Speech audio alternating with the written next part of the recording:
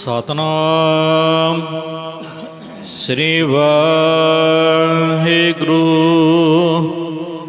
ਸਾਹਿਬ JIO.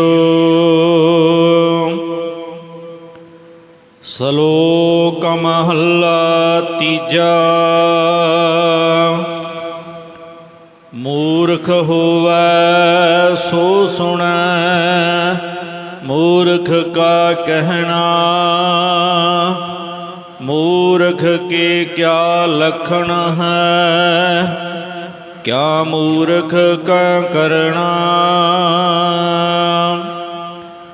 ਮੂਰਖ ਹੋਵੈ ਸੋ ਸੁਣੈ। ਵਾਹਿਗੁਰੂ ਜੀ ਕਾ ਖਾਲਸਾ, ਵਾਹਿਗੁਰੂ ਜੀ ਕੀ ਫਤਿਹ। ਕੋਟ ਬ੍ਰਹਮੰਡਾਂ ਦੇ ਮਾਲਕ, ਜੁਗੋ ਜੋਗੀ ਅਟਲ, ਸ਼ਬਦਾ ਅਵਤਾਰ, ਦਸਾਂ ਪਾਤਸ਼ਾਹੀਆਂ ਦੀ ਆਤਮਿਕ ਜੋਤ, ਧੰਨ ਧੰਨ ਸਤਿਗੁਰੂ ਸ੍ਰੀ ਗੁਰੂ ਗ੍ਰੰਥ ਸਾਹਿਬ ਸੱਚੇ ਪਾਤਸ਼ਾਹ ਜੀ ਮਹਾਰਾਜ ਜੀ ਦੀ ਪਵਿੱਤਰ ਪਾਵਨ ਹਜ਼ੂਰੀ ਦੇ ਵਿੱਚ ਜੁੜਮਨ ਬੈਠੀ ਗੁਰੂ ਰੂਪ ਗੁਰੂ ਖਾਲਸਾ ਸਾਧ ਸੰਗਤ ਜੀਓ। ਆਓ ਬੜੇ ਪਿਆਰ ਯਾਰ ਸਤਿਕਾਰ ਦੇ ਨਾਲ ਅੰਮ੍ਰਿਤ ਬਾਣੀ ਹਰ ਹਰ ਤੇਰੀ, ਸੁਣ ਸੁਣ ਹੋਵੇ ਪਰਮਗਤ ਮੇਰੀ। ਜਲਨ ਬੁਝੀ ਸੀਤਲ ਹੋਏ ਮਨੁਆ, ਸਤਿਗੁਰ ਕਾ ਦਰਸ਼ਨ ਪਾਏ ਜੀਓ। ਸਤਿਗੁਰਾਂ ਦੀ ਪਵਿੱਤਰ ਅੰਮ੍ਰਿਤ ਬਾਣੀ ਦੀ ਕਥਾ ਵਿਚਾਰ ਵਿਆਖਿਆ ਸੋ ਸਰਵਣ ਕਰਕੇ ਲਾਹ ਪ੍ਰਾਪਤ ਕਰੋ ਜੀ। ਅੱਜ ਦਾ ਜੋ ਪਾਵਨ ਸ਼ਲੋਕ ਗੁਰਮੁਖ ਪਿਆਰਿਆਂ ਨੇ ਆਪ ਜੀ ਨੂੰ ਪੜ੍ਹ ਕੇ ਸਰਵਣ ਕਰਵਾਇਆ ਹੈ। ਮੂਰਖ ਹੋਵੈ ਸੋ ਸੁਣੇ, ਮੂਰਖ ਕਾ ਕਹਿਣਾ। ਕਿਆ ਮੂਰਖ ਕੇ ਲਖਣ ਹੈ, ਮੂਰਖ ਹੋਵੈ ਸੋ ਸੁਣੈ। ਸੋ ਮੂਰਖ ਦੇ ਲੱਛਣ ਇਹਦੇ ਵਿੱਚ ਦੱਸੇ ਹਨ। ਕਲਯੁਗ ਦੇ ਵਿੱਚ ਗੁਰੂ ਸਾਹਿਬ ਦੇ ਸਮਝਾਇਆ ਵੀ, ਜਿਸ ਨੂੰ ਸਮਝ ਨਾ ਆਵੇ ਸੋ ਕਹੀਏ ਮੂਰਖ। ਸੋ ਇਸ ਪਾਵਨ ਸ਼ਲੋਕ ਦੀ ਕਥਾ ਤੋਂ ਪਹਿਲਾਂ ਕੁਛ ਆਪਾਂ ਪਿਛਲੀ ਰਿਵੀਜ਼ਨ ਕਰਦੇ ਹਾਂ, ਜਿਸ ਵਿੱਚ ਸਤਿਗੁਰੂ ਨਾਨਕ ਦੇਵ ਸਾਹਿਬ ਜੀ ਮਹਾਰਾਜ ਜੀ ਨੇ ਕਲਯੁਗ ਦੇ ਲੱਛਣ ਦੱਸੇ ਹਨ। ਇਹ ਸਭ ਕਲਯੁਗ ਦੀਆਂ ਨਿਸ਼ਾਨੀਆਂ ਹਨ। ਆਪਣੇ ਵਾਸਤੇ ਤਾਂ ਅਸੀਂ ਬਹੁਤ ਸਿਆਣੇ ਹਾਂ। ਕਮਲੇ ਬੰਦੇ ਨੂੰ 100 ਰੁਪਈਆ 500 ਰੁਪਈਆ ਦੇ ਕੇ ਤੁਸੀਂ ਸ਼ਹਿਰ ਭੇਜੋ, ਉਹ ਵੀ ਰੁਪਈਆ ਸੋਚ ਕੇ ਖਰਚੂਗਾ। ਪਰ ਜੇ ਮੂਰਖਤਾ ਹੀ ਹੈ ਤਾਂ ਗੁਰਦੁਆਰੇ ਵੱਲੋਂ ਹੈ, ਨਿਤਨੇਮ ਵੱਲੋਂ ਹੈ, ਸੇਵਾ ਵੱਲੋਂ ਹੈ, ਸਿਮਰਨ ਵੱਲੋਂ ਹੈ, ਇਸ ਪਾਸੇ ਵੱਲੋਂ ਅਸੀਂ ਮੂਰਖ ਹਾਂ। ਕਾਰਨ ਕੀ ਹੈ? ਕਿਉਂਕਿ ਕਲਯੁਗ ਹੈ। ਸੋ ਸਤਿਗੁਰੂ ਨਾਨਕ ਦੇਵ ਜੀ ਮਹਾਰਾਜ ਸਿੱਧਾਂ ਨੂੰ ਸੁਮੇਰ ਪਰਬਤ 'ਤੇ ਕਲਯੁਗ ਦੇ ਲੱਛਣ ਦੱਸ ਰਹੇ ਨੇ ਕਿ ਕਲਯੁਗੀ ਜੀਵ ਕੈਸੇ ਹੋਣਗੇ। ਸੋ ਉਹ ਪਿਛਲੀ ਰਿਵੀਜ਼ਨ ਬੜੇ ਪਿਆਰ ਨਾਲ ਸਰਵਣ ਕਰੋ ਜੀ, ਉਚਾਰਨ ਕਰੋ ਸਤਨਾਮ ਸ੍ਰੀ ਵਾਹਿਗੁਰੂ ਜੀ। ਸਤਨਾਮ ਸ੍ਰੀ ਵਾਹਿਗੁਰੂ ਸਾਹਿਬ ਜੀਓ। ਰਾਹੋ ਦਸਾਏ ਉਥੈ ਕੋ ਜਾਏ। ਇਹ ਜੋ ਪਾਵਨ ਸ਼ਲੋਕ ਹੈ, ਇਹ ਸਤਿਗੁਰੂ ਨਾਨਕ ਦੇਵ ਮਹਾਰਾਜ ਜੀ ਦਾ ਉਚਾਰਿਆ ਹੋਇਆ ਕਲਯੁਗ ਦੀ ਬਾਬਤ, ਜਿਹਦੇ ਵਿੱਚ ਪਾਤਸ਼ਾਹ ਨੇ ਕਲਯੁਗ ਦੀਆਂ ਨਿਸ਼ਾਨੀਆਂ ਦਸੀਆਂ ਕਿ ਸਤੀ ਭਾਵ ਕਰ ਸਤ ਕਮਾਹੇ, ਗੁਰ ਦਿਖਿਆ ਕਰ ਦੇਵਨ ਜਾਹੇ। ਇਸਤਰੀ ਪੁਰਖ ਹੈ ਖਟਿਆ ਪਾਓ, ਭਾਵੈ ਆਵੋ ਭਾਵੈ ਜਾਓ। ਸਾਸਤ ਵੇਦ ਨ ਮਾਨੈ ਕੋਏ, ਆਪੋ ਆਪੇ ਪੂਜਾ ਹੋਏ। ਕਾਜੀ ਹੋਏ ਕਹਿ ਬਹਿ ਨਿਆਏ, ਫੇਰੇ ਤਸਬੀ ਕਰੇ ਖੁਦਾਏ। ਵੱਡੀ ਲੈ ਕੇ ਹੱਕ ਗਵਾਏ, ਜੇ ਕੋ ਪੁੱਛੈ ਤਾਂ ਪੜ੍ਹ ਸੁਣਾਏ। ਸੋ ਤੁਰਕ ਮੰਦਰ ਕਾ ਹਿਰਦੈ ਸਮਾਹੇ, ਲੋਕ ਮਹਾਵੈ ਚਾੜੀ ਖਾਹੇ। ਚੌਂਕਾ ਦੇ ਕਹਿ ਸੁੱਚਾ ਹੋਏ, ਐਸਾ ਹਿੰਦੂ ਵੇਖੋ ਕੋਏ। ਜੋਗੀ ਗਿਰਹੀ ਜਟਾ ਬਪੂਤ, ਆਕੇ ਪਾਛੈ ਰੋਵੈ ਪੂਤ। ਜੋਗ ਨਾ ਪਾਇਆ ਜੁਗਤ ਗਵਾਈ, ਕਿਤ ਕਾਰਨ ਸਿਰ ਛਾਈ ਪਾਈ। ਨਾਨਕ ਕਲ ਕਾ ਇਹੋ ਪ੍ਰਮਾਣ। ਇਹ ਕਲਯੁਗ ਦੇ ਵਿੱਚ ਇਹੀ ਕਰਮ ਪ੍ਰਮਾਣ ਹੋ ਰਹੇ ਨੇ, ਇਹੀ ਗੱਲਾਂ ਪ੍ਰਮਾਣਿਕ ਹੋ ਰਹੀਆਂ ਨੇ। ਕਲਯੁਗ ਦਾ ਇਹ ਪ੍ਰਮਾਣਾ, ਇਹੀ ਨਿਸ਼ਾਨੀ ਹੈ ਕਿ ਆਪੇ ਆਖਣ ਆਪੇ ਜਾਣ। ਆਪੇ ਲੋਕ ਸਵਾਲ ਕਰਨਗੇ ਤੇ ਜਦ ਅਗਲਾ ਪੁਰਖ ਉਸ ਦਾ ਉੱਤਰ ਦੇਗਾ, ਆਪ ਹੀ ਕਹਿ ਦਿਆ ਕਰਨਗੇ ਕਿ ਮੈਂ ਤਾਂ ਪਹਿਲਾਂ ਹੀ ਜਾਣਦਾ ਸੀ। ਮਹੱਲਾ ਪਹਿਲਾ। ਹਿੰਦੂ ਕੈ ਘਰ ਹਿੰਦੂ ਆਵੈ, ਸੂਤ ਜਿਨੇ ਉਹ ਪੜਗਲ ਪਾਵੈ। ਸੂਤ ਪਾਏ ਕਰੇ ਬੁਰਿਆਈ, ਨਾਤਾ ਤੋਤਾ ਥਾਈ ਨ ਬਾਈ। ਮੁਸਲਮਾਨ ਕਰੇ ਵਡਿਆਈ, ਬਿਨ ਗੁਰ ਪੀਰੈ ਕੋ ਥਾਈ ਨ ਬਾਈ। ਸੋ ਹੁਣ ਮਹਾਰਾਜ ਫਰਮਾਉਂਦੇ ਨੇ, ਰਾਹੂ ਦਸਾਈ ਉੱਥੇ ਕੋ ਜਾਏ, ਜਿੱਥੋਂ ਪਰਮੇਸ਼ਰ ਦੀ ਪ੍ਰਾਪਤੀ ਦਾ ਪਿਸਤ ਦਾ ਰਸਤਾ ਪੁੱਛੀਦਾ ਹੈ, ਉੱਥੇ ਸਤਸੰਗਤ ਦੇ ਵਿੱਚ ਤਾਂ ਕੋਈ ਵਿਰਲਾ ਮੰਝਾ ਟਾਵਾਂ ਹੀ ਜਾਇਆ ਕਰੇਗਾ। ਇਸੇ ਪ੍ਰਕਾਰ ਰਾਹੋ ਦਸਾਏ ਉੱਥੈ ਕੋ ਜਾਏ। ਪ੍ਰੇਮਾ ਭਗਤੀ ਦੇ ਰਸਤੇ ਨੂੰ ਪੁੱਛ ਕਰਕੇ ਉੱਥੇ ਸੱਚਖੰਡ ਵਿੱਚ ਕੋਈ ਵਿਰਲਾ ਹੀ ਜਾਇਆ ਕਰੇਗਾ। ਕਰਨੀ ਬਾਝੋਂ ਪਿਸਤ ਨ ਪਾਏ। ਕੋਈ ਵੀ ਸ਼ੁਭ ਕਰਮੀ ਕਰਨੀ ਜਾਂ ਸ੍ਰੇਸ਼ਟ ਭਗਤੀ ਰੂਪ ਕਰਨੀ ਤੋਂ ਬਿਨਾ ਪਿਸਤ ਬੈਕੁੰਠ ਸਵਰਗ ਦੀ ਪ੍ਰਾਪਤੀ ਨੂੰ ਨਹੀਂ ਪਾ ਸਕੇਗਾ। ਭਾਵੇਂ ਕੋਈ ਹਿੰਦੂ ਹੈ ਤੇ ਭਾਵੇਂ ਕੋਈ ਮੁਸਲਮਾਨ ਹੈ।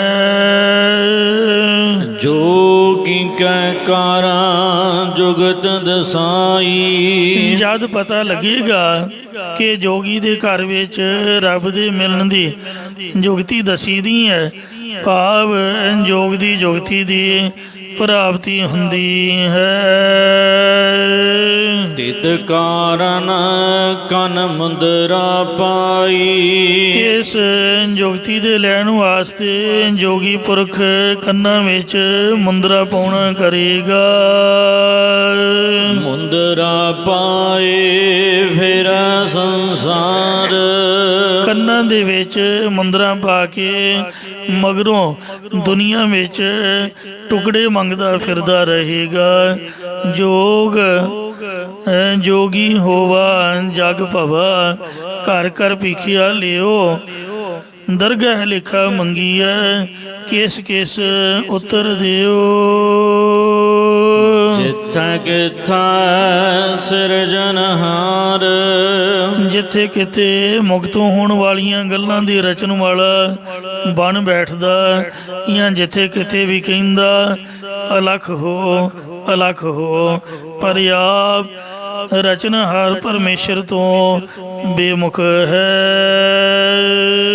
ਜੇਤੇ ਜੀਆ ਤੇਤੇ ਵਾਟਾਉ। ਜਿਤਨੇ ਵੀ ਸੰਸਾਰ ਵਿੱਚ ਜੀਵ ਆਏ ਹੋਏ ਨੇ, ਉਤਨੇ ਸਭ ਰਾਹੀ ਬਣ ਕੇ ਆਏ ਹਨ। ਮਹਾਰਾਜ ਦਾ ਫਰਮਾਨ ਹੈ, ਜੋ ਆਇਆ ਸੋ ਚੱਲਸੀ। ਸਭ ਕੋਈ ਆਈ ਵਾਰੀ ਹੈ, ਵਾਰੀ ਆਪੋ ਆਪਣੀ, ਕੋਈ ਨਾ ਬੰਦਾ ਧੀਰ। ਚੀਰੀ ਆਈ ਠਿਲ ਨ ਖਾਉ। ਚੀਰੀ ਨਾਮ ਹੈ ਚਿੱਠੀ ਦਾ। ਜਾਂ ਧਰਮ ਰਾਜੇ ਦੀ ਮੌਤ ਰੂਪੀ ਚਿੱਠੀ ਆ ਜਾਂਦੀ ਹੈ ਤਾਂ ਜਾਣ ਲੱਗੀਆਂ ਕਿਸੇ ਨੂੰ ਵੀ ਢਿੱਲ ਨਹੀਂ ਲੱਗਦੀ, ਕਿਸੇ ਨੂੰ ਵੀ ਦੇਰੀ ਨਹੀਂ ਲੱਗਦੀ। ਉਹ ਕਹਿੰਦੇ ਨੇ, ਚਲੋ ਸਿਤਾਬ ਦੀਵਾਨ ਬੁਲਾਇਆ, ਛੇਤੀ ਚੱਲੋ, ਤੁਹਾਨੂੰ ਰੱਬ ਨੇ ਧਰਮ ਰਾਜੇ ਦੀ ਕਚਹਿਰੀ ਵਿੱਚ ਬੁਲਾਇਆ ਹੈ। ਚੱਲ ਦਰਹਾਲ, ਦਰਹਾਲ ਮਤਲਬ ਜੇ ਸਾਲ ਵਿੱਚ ਤੂੰ ਹੈ ਚੱਲ ਦਰ ਹਾਲ ਦੀਵਾਨ ਬੁਲਾਇਆ, ਉਸੇ ਹਾਲ ਵਿੱਚ ਹੀ ਉੱਠ ਕੇ ਤੁਰ ਪਾ। ਤੈਨੂੰ ਰੱਬ ਨੇ ਕਚਹਿਰੀ ਵਿੱਚ ਬੁਲਾਇਆ ਹੋਇਆ ਹੈ। ਹਰ ਫਰਮਾਨ ਦਰਗਹਿ ਕਾ ਆਇਆ। ਜਿਵੇਂ ਜੱਜ ਦੇ ਸਾਹਮਣੇ ਆ ਜਾਂਦੇ ਨੇ, ਉਸ ਵਕਤ ਕਚਹਿਰੀ ਵਿੱਚ ਜਾ ਕੇ ਪੇਸ਼ ਹੋਣਾ ਹੀ ਪੈਂਦਾ ਹੈ। ਇਸੇ ਤਰ੍ਹਾਂ ਵਾਹਿਗੁਰੂ ਅਕਾਲ ਪੁਰਖ ਵੱਲੋਂ ਧਰਮ ਰਾਜੇ ਦੇ ਸਾਹਮਣੇ ਆ ਗਏ ਨੇ, ਇਸ ਲਈ ਹੁਣੇ ਤੈਨੂੰ ਜਾਣਾ ਪਏਗਾ। ਇਹ ਬੜੀਆਂ ਮਿੰਨਤਾਂ, ਬੜੇ ਤਰਲੇ ਕਰਦਾ ਹੈ। ਕਰੋ ਅਰਦਾਸ ਗਾਮ ਕਿਛ ਬਾਕੀ। ਮੈਂ ਤੁਹਾਡੇ ਚਰਨਾਂ 'ਚ ਬੇਨਤੀ ਕਰਦਾ ਕਿ ਪਿੰਡ ਵਿੱਚ ਅਜੇ ਮੇਰਾ ਬਕਾਇਆ ਹੈ। ਲਿਓ ਨਬੀ ਰਾਜ ਕੀ ਰਾਤੀ, ਅੱਜ ਦੀ ਰਾਤ ਮੈਨੂੰ ਦੇ ਦੇਵੋ, ਮੈਂ ਰਾਤੋਂ ਰਾਤ ਹੀ ਸਭ ਨਿਬੇੜਾ ਕਰ ਲਵਾਂਗਾ। ਕਿਛ ਵੀ ਖਰਚ ਤੁਮਾਰਾ ਸਾਰੋ, ਕੁਝ ਮੈਂ ਤੁਹਾਨੂੰ ਵੀ ਰਿਸ਼ਵਤ ਦੇ ਦਿਆਂਗਾ। ਸੁਬਹ ਨਿਵਾਜ ਸਰਾਏ ਗੁਜ਼ਾਰੋ, ਅੰਮ੍ਰਿਤ ਵੇਲੇ ਮੈਂ ਜਾ ਕੇ ਤੇ ਮਸਜਿਦ ਦੇ ਵਿੱਚ ਨਮਾਜ਼ ਪੜ੍ਹ ਲਵਾਂ, ਇੰਨਾ ਕੁ ਟਾਈਮ ਮੈਨੂੰ ਦੇ ਦਿਓ।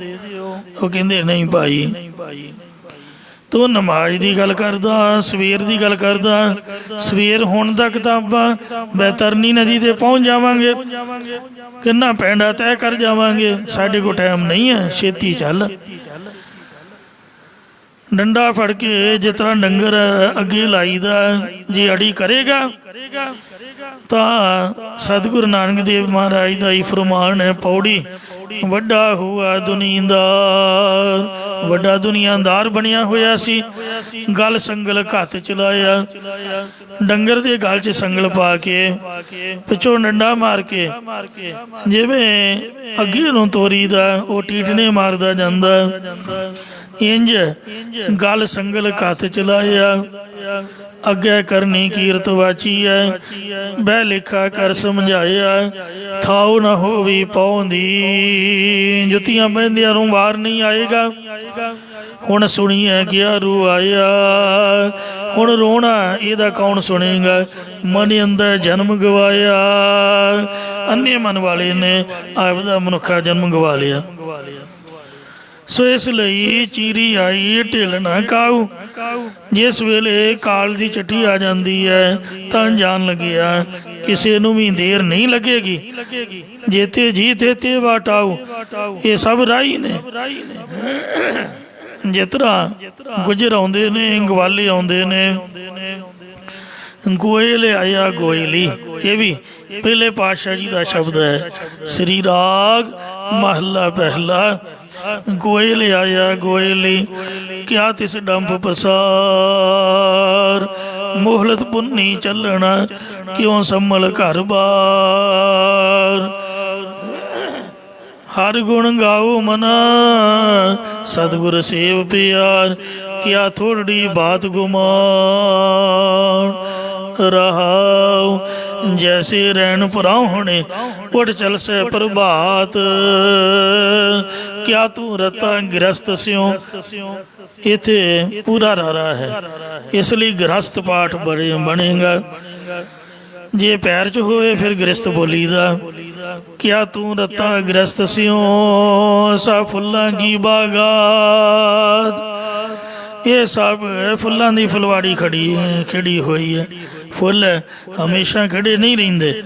ਇਉਂ ਜਿੰਨੇ ਵੀ ਜੀ ਆਏ ਨੇ ਸੰਸਾਰ ਵਿੱਚ, ਇਹ ਸਭ ਰਾਹੀ ਬਣ ਕੇ ਆਏ ਹੋਏ ਨੇ।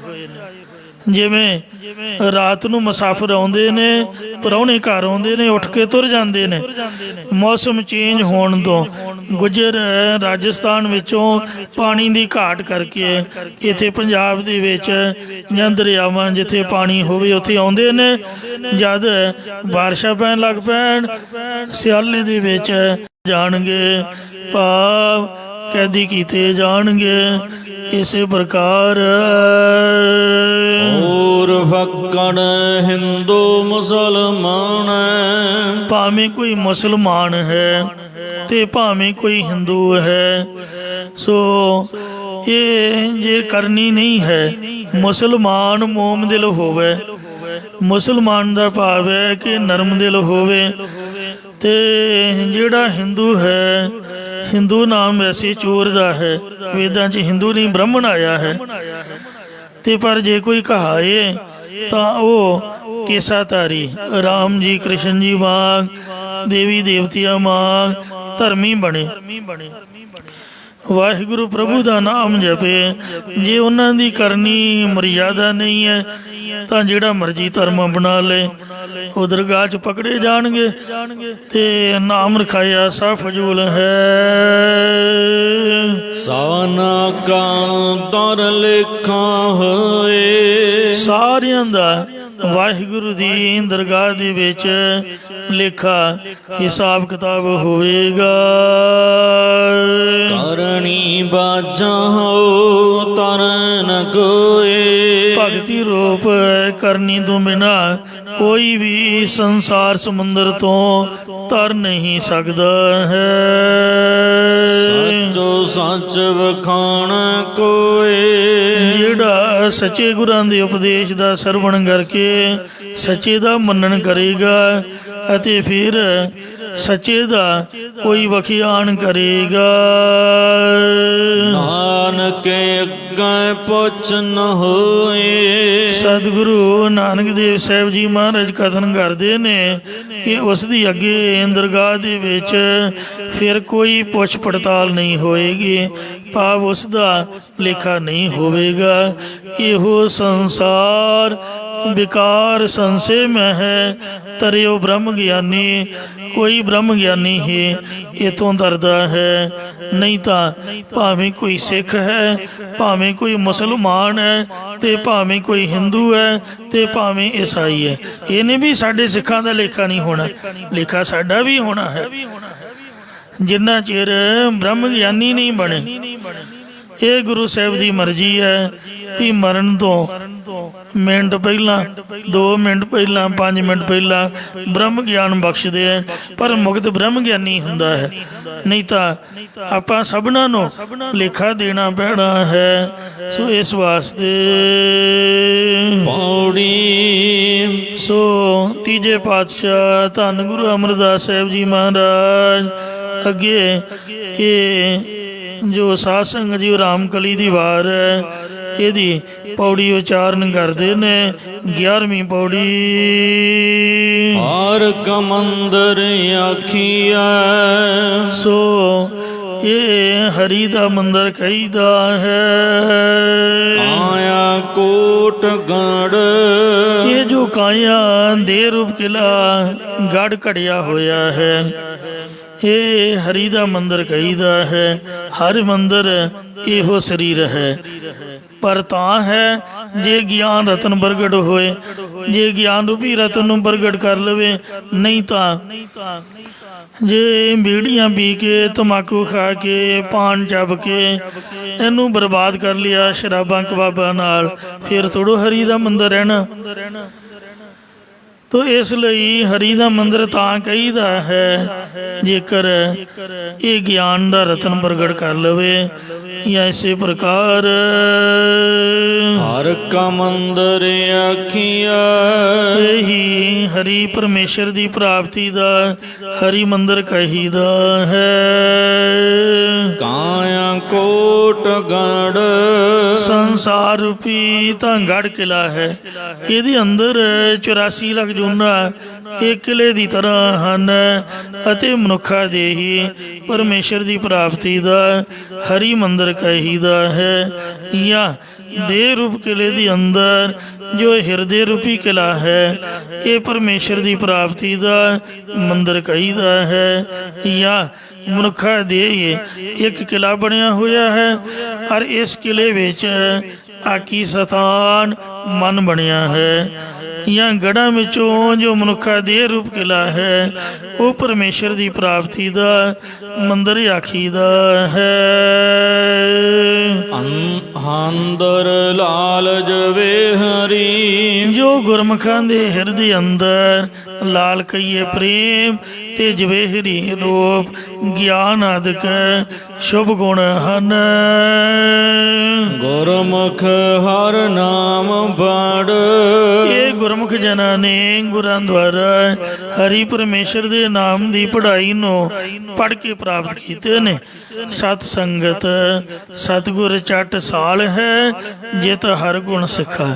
ਸਤ ਸੰਗਤ ਇੱਕ ਪਾਠਸ਼ਾਲਾ ਸਕੂਲ ਹੈ ਜਿਹਦੇ ਵਿੱਚ ਗੁਰੂ ਰੂਪੀ ਟੀਚਰ ਦੇ ਪਾਸੋਂ ਹਰੀ ਦੀ ਪ੍ਰਾਪਤੀ ਦੇ ਗੁਣ ਪੜ੍ਹੇ ਜਾਂਦੇ ਸਿੱਖੇ ਜਾਂਦੇ ਹਨ। ਸੋ ਗੁਰਮੁਖਾਂ ਨੇ ਜਿਵੇਂ ਪ੍ਰਹਿਲਾਦ ਨੇ ਨਾਰਦ ਮੁਨੀ ਦੇ ਆਸ਼ਰਮ ਦੇ ਵਾਹਿਗੁਰੂ ਨਾਮ ਦੀ ਪੜ੍ਹਾਈ ਜਨਮ ਤੋਂ ਪਹਿਲਾਂ ਹੀ ਪੜ੍ਹ ਰਹੀ, ਫਿਰ ਕਹਿ ਦਿੱਤਾ ਨਹੀਂ ਛੋਡੋ ਰੇ ਬਾਬਾ ਰਾਮ ਨਾਮ ਮੇਰੂ ਔਰ ਪੜਨ ਸਿਓ ਨਹੀਂ ਕਾਮ। ਇਉਂ ਗੁਰਮੁਖ ਪਿਆਰਿਆਂ ਨੇ ਸਤ ਸੰਗਤ ਰੂਪੀ ਸਕੂਲ 'ਚ ਬੈਠ ਕੇ ਹਰੀ ਨਾਮ ਦੀ ਪੜ੍ਹਾਈ ਨੂੰ ਪੜ੍ਹ ਕੇ ਪਰਪੱਕ ਕੀਤਾ ਹੈ। ਹਰ ਕਾ ਮੰਦਰ ਸਰੀਰ ਅਤ ਸੋਹਣਾ। ਉਹਨਾਂ ਦਾ ਹਰੀ ਦੀ ਪ੍ਰਾਪਤੀ ਦਾ ਇਹ ਮਨੁੱਖਾ ਸਰੀਰ ਰੂਪੀ ਮੰਦਰ ਅਤਿਅੰਤ ਸ਼ੋਭਨੀਕ ਹੈ। ਹਰ ਹਰ ਨਾਮ ਦੇੜ ਜਿਨ੍ਹਾਂ ਨੇ ਸਾਰਿਆਂ ਨੂੰ ਹਰੇ ਭਰੇ ਕਰਨ ਵਾਲੇ ਹਰੀ ਪਰਮੇਸ਼ਰ ਦੇ ਨਾਮ ਨੂੰ ਮਨ ਦੇ ਅੰਦਰ ਦ੍ਰਿੜ ਕੀਤਾ, ਪਰਪਾ ਕੀਤਾ, ਵਸਾਇਆ ਹੋਇਆ ਹੈ। ਪਾਊਡਰ ਕਰੀਮਾਂ ਲਾ ਕੇ ਨਹੀਂ ਬੰਦਾ ਸੋਹਣਾ ਬਣਦਾ। ਸਿਆਣਿਆਂ ਦਾ ਕਹਿਣਾ ਕਿ ਬੰਦਾ ਅਕਲ ਤੋਂ ਸੋਹਣਾ ਹੁੰਦਾ, ਸ਼ਕਲ ਤੋਂ ਨਹੀਂ ਪਹਿਚਾਣਿਆ ਜਾਂਦਾ। ਗੱਲਬਾਤ ਕਰੋ, ਵਰਤੋਂ ਵਿਵਹਾਰ ਕਰੋ ਤਾਂ ਉਹਦੀ ਸੁੰਦਰਤਾ ਜ਼ਾਹਰ ਹੁੰਦੀ ਹੈ ਵੀ ਕਿੰਨੇ ਉਹਦੇ 'ਚ ਗੁਣ ਨੇ। ਸੇਈ ਸੁੰਦਰ ਸੋਹਣੇ ਸਾਧ ਸੰਗ ਜਿਨ ਬਹਿਣ, ਹਰ ਧਨ ਜਿਨੀ ਸੰਜਿਆ ਸੇਈ ਗੰਭੀਰ ਅਪਾਰ ਜੀਓ। ਸੋ ਸਤ ਸੰਗਤ ਦੇ ਵਿੱਚ ਹੋਰ ਤਾਂ ਗੱਲਾਂ ਕੀ ਕਰਨੀਆਂ, ਸੁਰਮਾ ਪਾ ਕੇ ਵੀ ਨਹੀਂ ਆਉਣਾ ਚਾਹੀਦਾ। ਇੱਕ ਵਾਰ ਮੈਂ ਤਰਨਤਾਰਨ ਸਾਹਿਬ ਦਰਬਾਰ ਸਾਹਿਬ ਦੀਆਂ ਪਰਿਕਰਮਾ 'ਚੋਂ ਨਿਗਾਹ ਵਾਸਤੇ ਸੁਰਮਾ ਖਰੀਦ ਲਿਆ, ਠੰਡਾ ਕਹਿੰਦੇ ਸੁਰਮਾ, ਤੇ ਪਾ ਕੇ ਜਦ ਬਾਹਰ ਨਿਕਲਿਆ ਜਥੇਦਾਰ ਨੇ ਬਾਂਹ ਤੋਂ ਫੜ ਲਿਆ, ਕਹਿੰਦੇ ਉਹ ਤੂੰ ਸੁਰਮਾ ਪਾਇਆ। ਮੈਂ ਕਿਹਾ ਬਾਬਾ ਜੀ ਇਹ ਤਾਂ ਨਿਗਾਹ ਵਾਸਤੇ ਲਿਆਂਦਾ। ਕਹਿੰਦੇ ਨਹੀਂ, ਰਾਤ ਨੂੰ ਪਾ ਕੇ ਸੌਵੋ, ਸਵੇਰੇ ਮੂੰਹ ਧੋ ਕੇ ਗੁਰਦੁਆਰੇ ਆਓ 7 ਵਜੇ ਜੀ। ਮਤਲਬ ਇਹ ਵੀ ਇੱਕ ਸ਼ਿੰਗਾਰ ਹੈ। ਸੈਂਟ ਲਾ ਕੇ ਆਉਣਾ ਵੀ ਮਨਾ ਹੈ। ਮੈਨੂੰ ਤਾਂ ਕੁਦਰਤ ਤੌਰ ਤੇ ਨਸੀਰ ਫੁੱਟ ਪੈਂਦੀ ਹੈ ਤੇ ਛਿੱਕਾਂ ਆਉਣ ਲੱਗ ਪੈਂਦੀਆਂ, ਜ਼ੁਕਾਮ ਲੱਗ ਜਾਂਦਾ, ਉਲਟੀ ਸਿੱਧੀ ਸਮੈਲ ਜਦ ਨੱਕ ਨੂੰ ਚੜ੍ਹੇ। ਤੋ ਗੁਰੂ ਘਰ ਦੇ ਵਿੱਚ ਹਰੇਕ ਬੰਦੇ ਨੇ ਆਉਣਾ ਬੈਠਣਾ। ਜੇ ਸੈਂਟ ਮਹਾਰਾਜ ਨੇ ਦਿੱਤਾ ਤਾਂ ਗੁਰੂ ਗ੍ਰੰਥ ਸਾਹਿਬ ਮਹਾਰਾਜ ਸੱਚੇ ਪਾਤਸ਼ਾਹ ਨੂੰ ਭੇਟਾ ਕਰੀਏ, ਇਹਨਾਂ ਦੇ ਪਾਵਨ ਰੁਮਾਲਿਆਂ ਦੇ, ਔਰ ਗੁਰੂ ਦੇ ਦਰਬਾਰ ਦੇ ਵਿੱਚ ਇਹ ਕੰਮ ਆਵੇ, ਕਿੰਨਾ ਚੰਗਾ ਹੋਵੇ। ਸਾਡੇ ਸਰੀਰ ਨੇ ਕੀ ਕੰਮ ਕਰਨਾ, ਕੋਈ ਫਾਇਦਾ ਨਹੀਂ, ਮੁੜਕਾਏ ਤੋਂ ਫਿਰ ਬਦਬੂ ਹੀ ਮਾਰਨੀ ਹੈ। ਤੇ ਇਸ ਲਈ ਸੈਂਟ ਲਾ ਕੇ ਆਉਣਾ ਵੀ ਗੁਰਦੁਆਰੇ ਮਨਾ ਜੇ। ਹੋਰ ਗੱਲਾਂ ਬੜੀਆਂ ਦੂਰ ਦੀਆਂ। ਤੋ ਸੁੰਦਰਤਾ ਤੋਂ ਪ੍ਰਮਾਤਮਾ ਨੇ ਦਿੱਤੀ ਹੋਈ ਹੈ, ਇਹ ਆਪਦੀ ਮਰਜ਼ੀ ਨਾਲ ਆਈਬਰੋ ਬਣਾ ਕੇ ਨਹੀਂ ਬਣਦੀ ਹੈ, ਮੂੰਹ ਸਵਾਰਨ ਨਾਲ ਕੁਛ ਨਹੀਂ ਹੁੰਦਾ। ਸੋ ਪਾਤਸ਼ਾਹ ਫਰਮਾਉਂਦੇ ਨੇ ਜਿਹੜੇ ਸੰਗਤ ਦੇ ਵਿੱਚ ਬੈਠਦੇ ਨੇ ਔਰ ਭਗਤੀ ਕਰਦੇ ਨੇ, ਨਾਮ ਜਪਦੇ ਨੇ, ਸੰਗਤ ਦੇ ਵਿੱਚ ਸੇਵਾ ਕਰਦੇ ਹਨ, ਭਾਵੇਂ ਕਿ ਉਹ ਵੇਖਣ ਨੂੰ ਜਿਸ ਤਰ੍ਹਾਂ ਦੇ ਮਰਜ਼ੀ ਹੋਣ, ਪਰ ਉਹ ਗੁਣਾਂ ਦੇ ਨਾਲ ਭਰਪੂਰ ਹੋਣੇ ਕਰਕੇ ਸੁੰਦਰਤਾਈ ਵਾਲੇ ਨੇ ਗੁਰੂ ਸਾਹਿਬ ਦੀ ਨਿਗਾਹ ਦੇ ਵਿੱਚ। ਸੇਈ ਸੁੰਦਰ ਸੋਹਣੇ ਸਾਧ ਸੰਗ ਜਿਨ ਬਹਿਣੇ, ਹਰ ਧਨ ਜਿਨੀ ਸੰਜਿਆ ਸੇਈ ਗੰਭੀਰ ਅਪਾਰ ਜੀਓ। ਇਹ ਹਰੀ ਦਾ ਮੰਦਰ ਤਾਂ ਸਰੀਰ ਰੱਬ ਨੇ ਪਹਿਲਾਂ ਹੀ ਸੋਹਣਾ ਬਣਾਇਆ ਹੋਇਆ। ਆਪਾਂ ਭਲਾ ਕੇਸ ਕੱਟ ਕੇ ਸਿਰ ਦੇ ਵਾਲ ਜਾਂ ਦਾੜੀ ਮੁੱਛਾਂ ਕੱਟ ਕੇ ਕੀ ਸੋਹਣੇ ਬਣਾਂਗੇ ਭਾਈ, ਆਈਬਰੋ ਬਣਾ ਕੇ ਕੀ ਸੋਹਣੇ ਬਣਾਂਗੇ। ਰੱਬ ਨੇ ਤਾਂ ਪਹਿਲਾਂ ਹੀ ਸੋਹਣਾ ਬਣਾਇਆ ਹੋਇਆ। ਤੋ ਇਹਦੀ ਪ੍ਰਾਪਤੀ ਕਰਕੇ ਸਾਨੂੰ ਮਾਲਾ ਫੇਰਨੀ ਚਾਹੀਦੀ, ਹਰੀ ਦਾ ਨਾਮ ਮਨ ਵਿੱਚ ਪਰਪੱਕ ਕਰਨਾ ਚਾਹੀਦਾ। ਜਿੰਨਾ ਕੀਤਾ ਉਹ ਸੁੰਦਰ ਸੋਹਣੇ ਨੇ। ਹਰ ਹਰ ਨਾਮ ਦੇੜ। ਇਸ ਲਈ ਵਾਹਿਗੁਰੂ ਵਾਹਿਗੁਰੂ ਨਾਮ ਨੂੰ ਜਪਦਿਆਂ ਹੋਇਆਂ ਦ੍ਰਿੜ ਕਰੋ, ਪਰਪੱਕ ਕਰੋ। ਮਨ ਮੁਖ ਆਪ ਖੁਆਇਆ ਨਾ। ਮਨਮਤ ਨੂੰ ਧਾਰਨ ਵਾਲੇ ਪੁਰਖਾਂ ਨੇ ਆਪਣੇ ਆਪ ਨੂੰ ਵਾਹਿਗੁਰੂ ਦੇ ਸਰੂਪ ਵੱਲੋਂ ਭੁਲਾ ਲਿਆ ਹੈ। ਮਾਇਆ ਮੋਹ ਨਿਤ ਕਾੜ, ਕਿਉਂਕਿ ਉਹ ਨਿਤਾ ਪ੍ਰਤੀ ਮਾਇਆ ਦੇ ਮੋਹ ਦੇ ਵਿੱਚ ਕੱਢਦੇ ਝੂਰਦੇ ਰਹਿੰਦੇ ਹਨ। ਸਭਨਾ ਸਾਹਿਬ ਸਭਨਾ ਸਾਹਿਬ ਏਕ ਹੈ। ਸਾਰਿਆਂ ਦਾ ਮਾਲਕ ਇੱਕ ਅਕਾਲ ਪੁਰਖ ਵਾਹਿਗੁਰੂ ਹੀ ਹੈ। ਆਪਾਂ ਦਾ ਫਜ਼ੂਲ ਦੇ ਮਾਲਕ ਬਣੇ ਹੋਏ ਹਾਂ। ਸਾਹਿਬ ਜੀ ਇਹ ਫਜ਼ੂਲ ਦਾ ਅਖਵਾ ਰਹੇ ਹਾਂ। ਸਭਨਾਂ ਦਾ ਸਾਹਿਬ ਅਕਾਲ ਪੁਰਖ ਵਾਹਿਗੁਰੂ ਹੈ। ਨਿਹੰਗ ਨਹੀਂ ਕਿਸੇ ਨੂੰ ਮੰਨਦੇ, ਜਿੰਨਾ ਮਰਜ਼ੀ ਕੋਈ ਸਾਹਿਬ ਸੂਬ ਹੋਵੇ। ਉਹ ਕਹਿੰਦੇ ਵੀ ਸਾਡਾ ਤਾਂ ਗੁਰੂ ਗੋਬਿੰਦ ਸਿੰਘ ਪਾਤਸ਼ਾਹ ਹੈ। ਤੋ ਇਸ ਲਈ ਨਾ ਤਾਂ ਤੁਸੀਂ ਕਿਸੇ ਨਿਹੰਗ ਮੰਗਦਾ ਦੇਖੋਗੇ ਸੜਕ ਦੇ ਕਿਨਾਰੇ ਤੇ, ਜਿਹਨੇ ਬਾਣਾ ਪਾਇਆ ਹੋਊਗਾ ਗੁਰੂ ਸਾਹਿਬ ਦਾ ਤੇ ਮਹਾਰਾਜ ਦੀ ਰਹਿਤ 5 ਬਾਣੀਆਂ ਦਾ ਨਿਤਨੇਮੀ, ਉਹਨੂੰ ਮੰਗਣ ਦੀ ਲੋੜ ਹੀ ਨਹੀਂ ਪੈਂਦੀ। ਭਾਵੇਂ ਉਹਨਾਂ ਕੋਲ ਕੁਛ ਵੀ ਨਹੀਂ ਹੈ ਤੇ ਪਰ ਉਹ ਰਹਿੰਦੇ ਆਪਦੇ ਆਨੰਦ 'ਚ ਨੇ ਵੀ ਸਾਡਾ ਤਾਂ ਸਾਹਿਬ ਵਾਹਿਗੁਰੂ ਅਕਾਲ ਪੁਰਖ ਹੀ ਹੈ। ਕਿਉਂ ਸਭਨਾਂ ਦਾ ਮਾਲਕ ਉਹ ਵਾਹਿਗੁਰੂ ਹੈ। ਪੂਰਾ ਭਾਗ ਪਾਇਆ ਜਾਈ, ਪਰ ਪਾਇਆ ਪੂਰੇ ਭਾਗਾ ਨਿਸ਼ਕਾਮ ਕਰਮਾਂ ਕਰਕੇ ਹੀ ਜਾਂਦਾ। ਉਹਦੇ ਸਰੂਪ ਨੂੰ ਪੂਰੇ ਭਾਗਾਂ ਨਾਲ ਪ੍ਰਾਪਤ ਕੀਤਾ ਜਾਂਦਾ ਹੈ। ਵਾਹੋ ਵਾਹੋ ਸੱਚੇ ਪਾਤਸ਼ਾਹ। ਸ੍ਰੀ ਗੁਰੂ ਹਰਗੋਬਿੰਦ ਸਾਹਿਬ ਜੀ ਦਾ ਹੁਕਮ ਹੈ, ਕਿਉਂਕਿ 11ਵੀਂ ਪੌੜੀ ਦੀ ਸਮਾਪਤੀ ਹੋ ਰਹੀ ਹੈ। ਮਹਾਰਾਜ ਦਾ ਹੁਕਮ ਹੈ ਕਿ ਹਰੇਕ ਪੌੜੀ ਦੀ ਸਮਾਪਤੀ ਤੋਂ ਇਹ ਪੰਕਤੀ ਲਾਜ਼ਮੀ ਪੜ੍ਹਨੀ ਹੈ। ਵਾਹ ਵਾਹ ਸੱਚੇ ਪਾਤਸ਼ਾਹ, ਇਹ ਸੱਚੇ ਪਾਤਸ਼ਾਹ ਤੂੰ ਅਚਰਜ ਅਤੇ ਵਿਸਮਾਦ ਰੂਪ ਹੈ। ਤੂੰ ਸੱਚੇ ਨਾਈ ਅਤੇ ਤੂੰ ਸੱਚੀ ਮਹਿਮਾ ਦੀ ਆਵਾਜ਼ ਵਾਲਾ ਹੈ। ਸ਼ਲੋਕ ਮਹਲਾ ਪਹਿਲਾ। ਸਤਿਗੁਰਾਂ ਨਾਲ ਸੁਮੇਰ ਪਰਬਤ ਤੇ ਚਰਚਾ ਕਰਦਿਆਂ ਸਿੱਖਾਂ ਨੇ ਬੇਨਤੀ ਕੀਤੀ ਕਿ ਸਤਿ ਸਰੂਪ ਪਰਮੇਸ਼ਰ ਦੀ ਪ੍ਰਾਪਤੀ ਦੁਖੀ ਰਹਿਣ ਕਰਕੇ ਹੁੰਦੀ ਹੈ ਜਾਂ ਸੁਖਿਆਰੀ ਰਹਿਣ ਕਰਕੇ ਹੁੰਦੀ ਹੈ ਜਾਂ ਪਾਣੀ ਵਿੱਚ ਰਹਿਣੇ ਕਰਕੇ ਹੁੰਦੀ ਹੈ। ਤਾਂ ਉੱਤਰ ਵਿੱਚ ਇਹ ਗੁਰੂ ਮਹਾਰਾਜ ਨੇ ਪਾਵਨ ਸ਼ਲੋਕ ਉਚਾਰਨ ਕੀਤਾ ਕਿ ਸਿੱਧਾ ਨੀਵੀਂ ਚਰਚਾ ਕਰਦੇ ਹਾਂ ਸਾਨੂੰ ਇਹ ਸਵਾਲ ਕੀਤਾ ਸੀਗਾ। ਲਓ ਤੁਹਾਨੂੰ ਇਹਦਾ ਉੱਤਰ ਤੁਹਾਨੂੰ ਵੀ ਸਰਵਣ ਕਰਾਉਂਦੇ ਆ। ਪਹਿਲੇ ਪਾਤਸ਼ਾਹ ਸ੍ਰੀ ਗੁਰੂ ਨਾਨਕ ਦੇਵ ਜੀ ਰਾਮਕਲੀ ਦੀ ਵਾਰ ਦਾ 12ਵਾਂ ਸ਼ਲੋਕ ਉਚਾਰ ਰਹੇ ਹਨ।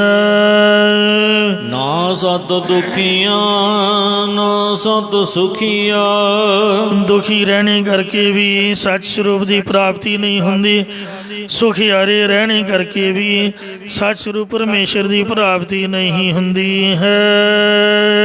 ਨਾ ਸਤ ਪਾਣੀ ਜੰਤ ਫਿਰ ਹੈ। ਜਲ ਦੇ ਜੀਵਾਂ ਸਮਾਨ ਪਾਣੀ ਵਿੱਚ ਫਿਰਨੇ ਕਰਕੇ ਵੀ ਸੱਚ ਸਰੂਪ ਦੀ ਪ੍ਰਾਪਤੀ ਨਹੀਂ ਹੁੰਦੀ ਹੈ। ਇਸੇ ਪ੍ਰਕਾਰ ਨਾ ਸਤ ਪਾਣੀ ਜੰਤ ਫਿਰ ਹੈ। ਜਿਵੇਂ ਮੱਛੀਆਂ ਆਦਿਕ ਜੀਵ ਪਾਣੀ 'ਚ ਫਿਰਦੇ ਨੇ, ਉਹਨਾਂ ਨੂੰ ਵੀ ਸੱਚ ਸਰੂਪ ਦੀ ਪ੍ਰਾਪਤੀ ਨਹੀਂ ਹੁੰਦੀ। ਇਸੇ ਤਰ੍ਹਾਂ ਜਲ ਧਾਰੀ ਆਦਿ ਕਰਨੀ ਕਰਕੇ ਵੀ ਪਰਮੇਸ਼ਰ ਦੀ ਪ੍ਰਾਪਤੀ ਨਹੀਂ ਹੁੰਦੀ। ਨਾ ਸਤ ਮੂੰਡ ਮੜਾਈ ਕੇਸੀ। ਸਿੱਧਾ ਨੇ ਗੁਰੂ ਸਾਹਿਬ ਨੂੰ ਸਵਾਲ ਕੀਤਾ ਕਿ ਹੇ ਤਪਾ ਜੀ, ਕੀ ਸਿਰ ਮੂੰਹ ਮਨਾਉਣ ਨਾਲ ਜਾਂ ਵੇਦਾਂ ਸ਼ਾਸਤਰਾਂ ਨੂੰ ਪੜ੍ਹਨੇ ਜਾਂ ਦੇਸ਼ ਦੇਸ਼ਾਂਤਰਾਂ ਵਿੱਚ ਫਿਰਨੇ ਕਰਕੇ ਪਰਮੇਸ਼ਰ ਦੀ ਪ੍ਰਾਪਤੀ ਹੋ ਸਕਦੀ ਹੈ? ਮਾਰੇ ਕਹਿੰਦੇ ਨਹੀਂ ਬਾਈ, ਨਾ ਸਤ ਮੂੰਡ ਮੁੰਡਾਈ ਕੇਸੀ। ਸਿਰ ਦੇ ਕੇਸ ਸਿਰ ਮੂੰਹ ਮਨਾਉਣੇ ਕਰਕੇ ਵੀ ਸੱਚ ਸਰੂਪ ਦੀ ਪ੍ਰਾਪਤੀ ਨਹੀਂ ਹੁੰਦੀ। ਜੇ ਹੁੰਦੀ ਤਾਂ ਜਿਹੜੀਆਂ ਭੇਡਾਂ ਨੇ ਤੇ ਹਰ 6 ਮਹੀਨੇ ਬਾਅਦ ਮੁੰਨੀਆਂ ਜਾਂਦੀਆਂ ਨੇ, ਉਹਨਾਂ ਦੀ ਉੱਨ ਲਾਈ ਜਾਂਦੀ ਹੈ। ਤਾਂ ਕਬੀਰ ਸਾਹਿਬ ਜੀ ਦਾ ਬਚਨ ਹੈ, ਕਹਿੰਦੇ ਮੂੰਡ ਮੰਡਾਏ ਜੋ ਸਿੱਧ ਭਾਈ, ਮੁਕਤੀ ਭੇਡ ਨਾ ਗਈਆ ਖਾਈ। ਜੇ ਸਿਰ ਮੂੰਹ ਮਨਾਉਣ ਨਾਲ ਮੁਕਤੀ ਮਿਲਦੀ ਹੁੰਦੀ ਤਾਂ ਭੇਡਾਂ ਕਿਉਂ ਨਾ ਮੁਕਤ ਹੋ ਜਾਂਦੀਆਂ। ਮੰਦਿਰਾਂ ਦੇ ਵਿੱਚ ਮੁੰਡਨ ਘਾਟ ਬਣਿਆ ਹੁੰਦਾ, ਉਹਦੀ 500 ਰੁਪਈਆ ਫੀਸ ਹੈ। ਬੱਚਿਆਂ ਦਾ ਸਿਰ ਮਨਾਉਂਦੇ ਜਾ ਕੇ, ਜਾਂ ਜਿਹਦਾ ਕੋਈ ਪਿਓ ਪੂ ਮਰ ਜਾਏ ਉਹ ਸਿਰ ਮਨਾਉਂਦਾ ਜਾ ਕੇ, ਪੈਸੇ ਵੀ ਦਿੰਦੇ। ਉਹ ਪੰਡਤ ਬਕਾਇਦਾ ਮਰਿਆਦਾ ਕਰਦਾ। ਇੱਕ ਆਪਦੇ ਛੋਟੇ ਬੱਚੇ ਦਾ ਇੱਧਰ ਸੋ ਮਨੀ ਮਾਜਰੇ ਦੇ ਗੁਰਦੁਆਰਾ ਸਾਹਿਬ, ਕਿਉਂਕਿ ਲਾਗੇ ਹੀ ਮੰਦਿਰ ਹੈ ਉੱਥੇ, ਤੇ ਉੱਥੇ ਮਨਾਉਣ ਆ ਗਿਆ। ਗ੍ਰੰਥੀ ਨੇ ਪਤਾ ਨਹੀਂ ਕੀਤਾ ਕੀ ਕੁਛ ਨਹੀਂ ਕੀਤਾ, ਰੱਬ ਜਾਣੇ, ਕਿਉਂਕਿ ਉਹ ਵੀ ਮਜਬੂਰੀ ਹੁੰਦੀ ਆ। ਬੜੀ ਵੱਡੀ ਗੱਲ ਬਣ ਗਈ ਸੀਗੀ। ਤੇ ਇਸ ਵਾਸਤੇ ਕਬੀਰ ਸਾਹਿਬ ਜੀ ਨੇ ਇਸ ਗੱਲ ਦਾ ਖੰਡਨ ਕੀਤਾ। ਕੋਈ ਵੀ ਭਗਤ, ਕੋਈ ਵੀ ਸੰਤ ਜਿਨ੍ਹਾਂ ਦੀ ਬਾਣੀ ਸ੍ਰੀ ਗੁਰੂ ਗ੍ਰੰਥ ਸਾਹਿਬ 'ਚ ਦਰਜ ਹੈ, ਇਹ ਸਭ ਕੇਸਾਧਾਰੀ ਹੋਏ ਨੇ। ਇਸ ਲਈ ਕੋਈ ਕਬੀਰ ਪੰਥੀ ਹੈ ਜਾਂ ਕੋਈ ਰਵਿਦਾਸੀਆ ਹੈ, ਇਹ ਸਭ ਇਹਨਾਂ ਨੂੰ ਹੁਕਮ ਹੈ ਕਿ ਉਹ ਕੇਸ ਰੱਖਣ। ਜੇ ਸੱਚਮੁੱਚ ਆਪਾਂ ਕਬੀਰ ਪੰਥੀ ਜਾਂ ਰਵਿਦਾਸੀ ਹੈ, ਉਹਨਾਂ ਨੇ ਆਖਿਆ ਵੀ ਕੇਸ ਰੱਖਣੇ ਲਾਜ਼ਮੀ ਨੇ। ਮੂੰਡ ਮੁੰਡਾਏ ਜੋ ਗੱਤ ਪਾਈ, ਮੁਕਤੀ ਭੇਟ ਨਾ ਗਈਆ ਗਾਈ। ਗੁਰੂ ਨਾਨਕ ਸਾਹਿਬ ਨੇ ਤਾਂ ਮੱਕੇ ਵਿੱਚ ਰੁਕਣ ਦੀਨ ਕਾਜੀ ਨਾਲ ਚਰਚਾ ਕਰਦਿਆਂ ਆਖਿਆ ਸੀਗਾ। ਸੋ ਮਹਾਰਾਜ ਨੇ ਆਖਿਆ ਸਾਬਤ ਸੂਰਤ ਰੱਬ ਦੀ ਭੰਨੇ ਬੇਈਮਾਨ, ਦਰਗਹਿ ਟੋਈ ਨਾ ਮਿਲੈ ਕਾਫਰ ਕੁੱਤਾ ਸ਼ੈਤਾਨ। ਸਾਬਤ ਸੂਰਤ ਰੱਬ ਬਣਾਈ, ਬੇਈਮਾਨ ਨੇ ਕਾ ਭੰਨ ਗਵਾਈ, ਇਉਂ ਮੁਕਤੀ ਨਹੀਂ ਹੈ। ਨਾ ਸਤ ਪੜਿਆ ਦੇਸ ਫਿਰਹਿ। ਤੇ ਕੀ ਮਹਾਰਾਜ ਵੇਦਾਂ ਸ਼ਾਸਤਰਾਂ ਦੇ ਪੜ੍ਹਨ ਤੋਂ ਮੁਕਤੀ ਹੋ ਸਕਦੀ ਹੈ? ਪਾਤਸ਼ਾਹ ਕਹਿੰਦੇ ਨਹੀਂ ਭਾਈ। 4 ਵੇਦ, 6 ਸ਼ਾਸਤਰ, 27 ਸਿਮਰਤੀਆਂ ਆਦਿ ਗ੍ਰੰਥਾਂ ਨੂੰ ਪੜ੍ਹਨੇ ਕਰਕੇ ਅਤੇ ਦੇਸ਼ਾਂ ਦੇਸ਼ਾਂਤਰਾਂ 'ਚ ਫਿਰਨੇ ਕਰਕੇ ਜਾਂ ਦੇਸ਼ ਦੇਸ਼ਾਂਤਰਾਂ 'ਚ ਪੜ੍ਹਨੇ ਫਿਰਨੇ ਕਰਕੇ ਵੀ ਸੱਚ ਸਰੂਪ ਪਰਮੇਸ਼ਰ ਦੀ ਪ੍ਰਾਪਤੀ ਨਹੀਂ ਹੁੰਦੀ। ਨਾ ਸਤ ਰੁੱਖੀ ਬਿਰਖੀ ਪੱਥਰ।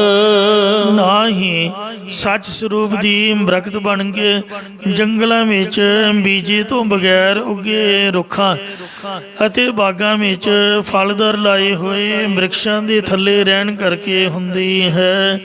ਇਸੇ ਪ੍ਰਕਾਰ ਨਾ ਸਤ ਰੁੱਖੀ ਬਿਰਖੀ ਪੱਥਰ। ਰੁੱਖਾਂ ਬ੍ਰਿਖਾਂ ਦੇ ਫਲ ਖਾਣ ਕਰਕੇ ਪੱਥਰਾਂ ਦੀ ਤਰ੍ਹਾਂ ਗਰਮੀ ਸਰਦੀ ਸਹਾਰਨੇ ਜਾਂ ਪਰਬਤਾਂ ਦੇ ਰਹਿਣੇ ਕਰਕੇ ਵੀ ਪਰਮਾਤਮਾ ਦੀ ਪ੍ਰਾਪਤੀ ਨਹੀਂ ਹੁੰਦੀ। ਆਪ ਤਸ਼ਾਵਹਿ ਦੁਖ ਸਹਾਇ। ਪੱਥਰਾਂ ਦੀ ਤਰ੍ਹਾਂ ਆਪਣੇ ਆਪ ਨੂੰ ਛਲਾਉਣੇ ਕਰਕੇ, ਜਿਵੇਂ ਮੂਰਤੀ ਘੜੀ ਦੀ ਹੈ, ਇੰਜ ਕਾਂਸ਼ੀ 'ਚ ਕਲਵੱਤਰ ਲੈਣਾ ਇਤਿਆਦਿਕ ਦੁੱਖਾਂ ਨੂੰ ਸਹਾਰਨੇ ਕਰਕੇ ਵੀ ਸੱਚ ਸਰੂਪ ਦੀ ਪ੍ਰਾਪਤੀ ਨਹੀਂ ਹੁੰਦੀ। ਇਸੇ ਪ੍ਰਕਾਰ ਨਾ ਸਤ ਰੁੱਖੀ ਬਿਰਖੀ ਪੱਥਰ। ਜੜ ਰੁੱਖਾਂ ਵਾਂਗ ਜੜ ਮਾਇਆ ਤੇ ਫਲਦਾਰ ਬ੍ਰਿਕਸ਼ਾਂ ਵਾਂਗ ਚੇਤਨ ਮਾਇਆ ਦੇ ਨਾਲ ਮਿਲਣੇ ਕਰਕੇ ਪ੍ਰਭੂ ਦੀ ਪ੍ਰਾਪਤੀ ਨਹੀਂ ਹੁੰਦੀ ਹੈ। ਇਸੇ ਪ੍ਰਕਾਰ ਨਾ ਸਤ ਰੁੱਖੀ ਬਿਰਖੇ ਪੱਥਰ। ਬਿਰਤੀ ਨੂੰ ਰੁੱਖੀ ਰੱਖਣੇ ਕਰਕੇ ਤੇ ਬ੍ਰਿਕਸ਼ਾਂ ਵਾਂਗ ਲੋਕਾਂ ਦੇ ਤਾਈਂ ਵਰ ਦੇਈ ਜਾਣ ਕਰਕੇ ਪ੍ਰਭੂ ਦੀ ਪ੍ਰਾਪਤੀ ਨਹੀਂ ਹੁੰਦੀ ਹੈ।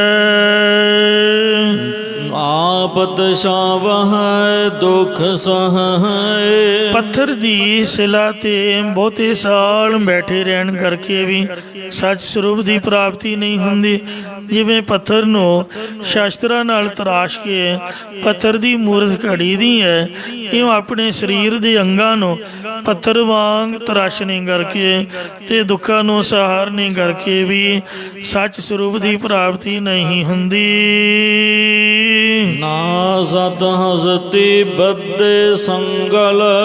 ਹਾਥੀ ਵਾਂਗ ਸੰਗਲ ਜੰਜ਼ੀਰਾਂ ਨਾਲ ਸਰੀਰ ਬੰਨ੍ਹਣੇ ਕਰਕੇ ਵੀ ਸੱਚ ਸਰੂਪ ਪਰਮੇਸ਼ਰ ਦੀ ਪ੍ਰਾਪਤੀ ਨਹੀਂ ਹੁੰਦੀ। ਨਾ ਸਤ ਗਾਈ ਘਾਹੂ ਚਰਹਿ। ਰਿਖੀ ਬਣ ਕੇ ਗਾਵਾਂ ਨੂੰ ਘਾਹ ਜਗਾਉਣੇ ਕਰਕੇ ਵੀ ਸੱਚ ਸਰੂਪ ਦੀ ਪ੍ਰਾਪਤੀ ਨਹੀਂ ਹੁੰਦੀ। ਜਾਂ ਗਾਵਾਂ ਵਾਂਗ ਘਾਹ ਫੂਸ ਚਰਨੇ ਕਰਕੇ ਭਾਵ ਘਾਹ ਫੂਸ ਫਲ ਫੁੱਲ ਖਾਣੇ ਕਰਕੇ ਵੀ ਸਤ ਸਰੂਪ ਦੀ ਪ੍ਰਾਪਤੀ ਨਹੀਂ ਹੁੰਦੀ। ਜਿਸ ਹੱਥ ਸਿਧ ਦੇਵ ਜੇ ਸੋਈ। ਪਰਮੇਸ਼ਰ ਜਾਂ ਗੁਰਾਂ ਦੇ ਹੱਥ ਵਿੱਚ, ਸੋ ਜਿਸ ਪਰਮੇਸ਼ਰ ਜਾਂ ਜਿਸ ਗੁਰਾਂ ਦੇ ਹੱਥ ਵਿੱਚ ਰਿੱਧੀ ਸਿੱਧੀ ਮੁਕਤੀ ਹੈ, ਜੇਕਰ ਉਹ ਪਰਮੇਸ਼ਰ ਕਿਰਪਾ ਕਰਕੇ ਗੁਰਾਂ ਦੁਆਰਾ ਬਖਸ਼ ਦੇਵੇ। ਜਿਸ ਨੂੰ ਦੇ ਤਿਸ ਆਏ ਮਿਲੈ। ਜਿਸ ਨੂੰ ਸਤਿਗੁਰਾਂ ਦੁਆਰਾ ਬਖਸ਼ਿਸ਼ ਕਰ ਦਿੰਦਾ ਹੈ, ਉਸੇ ਨੂੰ ਇਹ ਰਿੱਧੀ ਸਿੱਧੀ ਮੁਕਤੀ ਆ ਕੇ ਮਿਲ ਜਾਂਦੀ ਹੈ। ਨਾਨਕ ਤਾਂ ਕੋ ਮਿਲੈ ਵਡਾਈ। ਸਤਿਗੁਰੂ ਨਾਨਕ ਦੇਵ ਮਹਾਰਾਜ ਕਥਨ ਕਰਦੇ ਨੇ ਕਿ ਤਿਸ ਪੁਰਖ ਨੂੰ ਪਰਮੇਸ਼ਰ ਦੀ ਪ੍ਰਾਪਤੀ ਹੋਣ ਰੂਪ ਵਡਿਆਈ ਮਿਲਦੀ ਹੈ। ਜਿਸ ਘਟ ਭੀਤਰ ਸ਼ਬਦ ਰਵੈ। ਜਿਸ ਦੇ ਘਟ ਹਿਰਦੇ ਦੇ ਭੀਤਰ ਵਿੱਚ ਹਰ ਵਕਤ ਗੁਰੂ ਉਪਦੇਸ਼ ਦੁਆਰਾ ਸੱਚੇ ਨਾਮ ਦਾ ਉਚਾਰਨ ਹੁੰਦਾ ਰਹਿੰਦਾ ਜਾਂ ਬ੍ਰਹਮ ਦਾ ਉਚਾਰਨ ਹੁੰਦਾ ਹੈ, ਉਹਨੂੰ ਵਡਿਆਈ ਮਿਲਦੀ ਹੈ।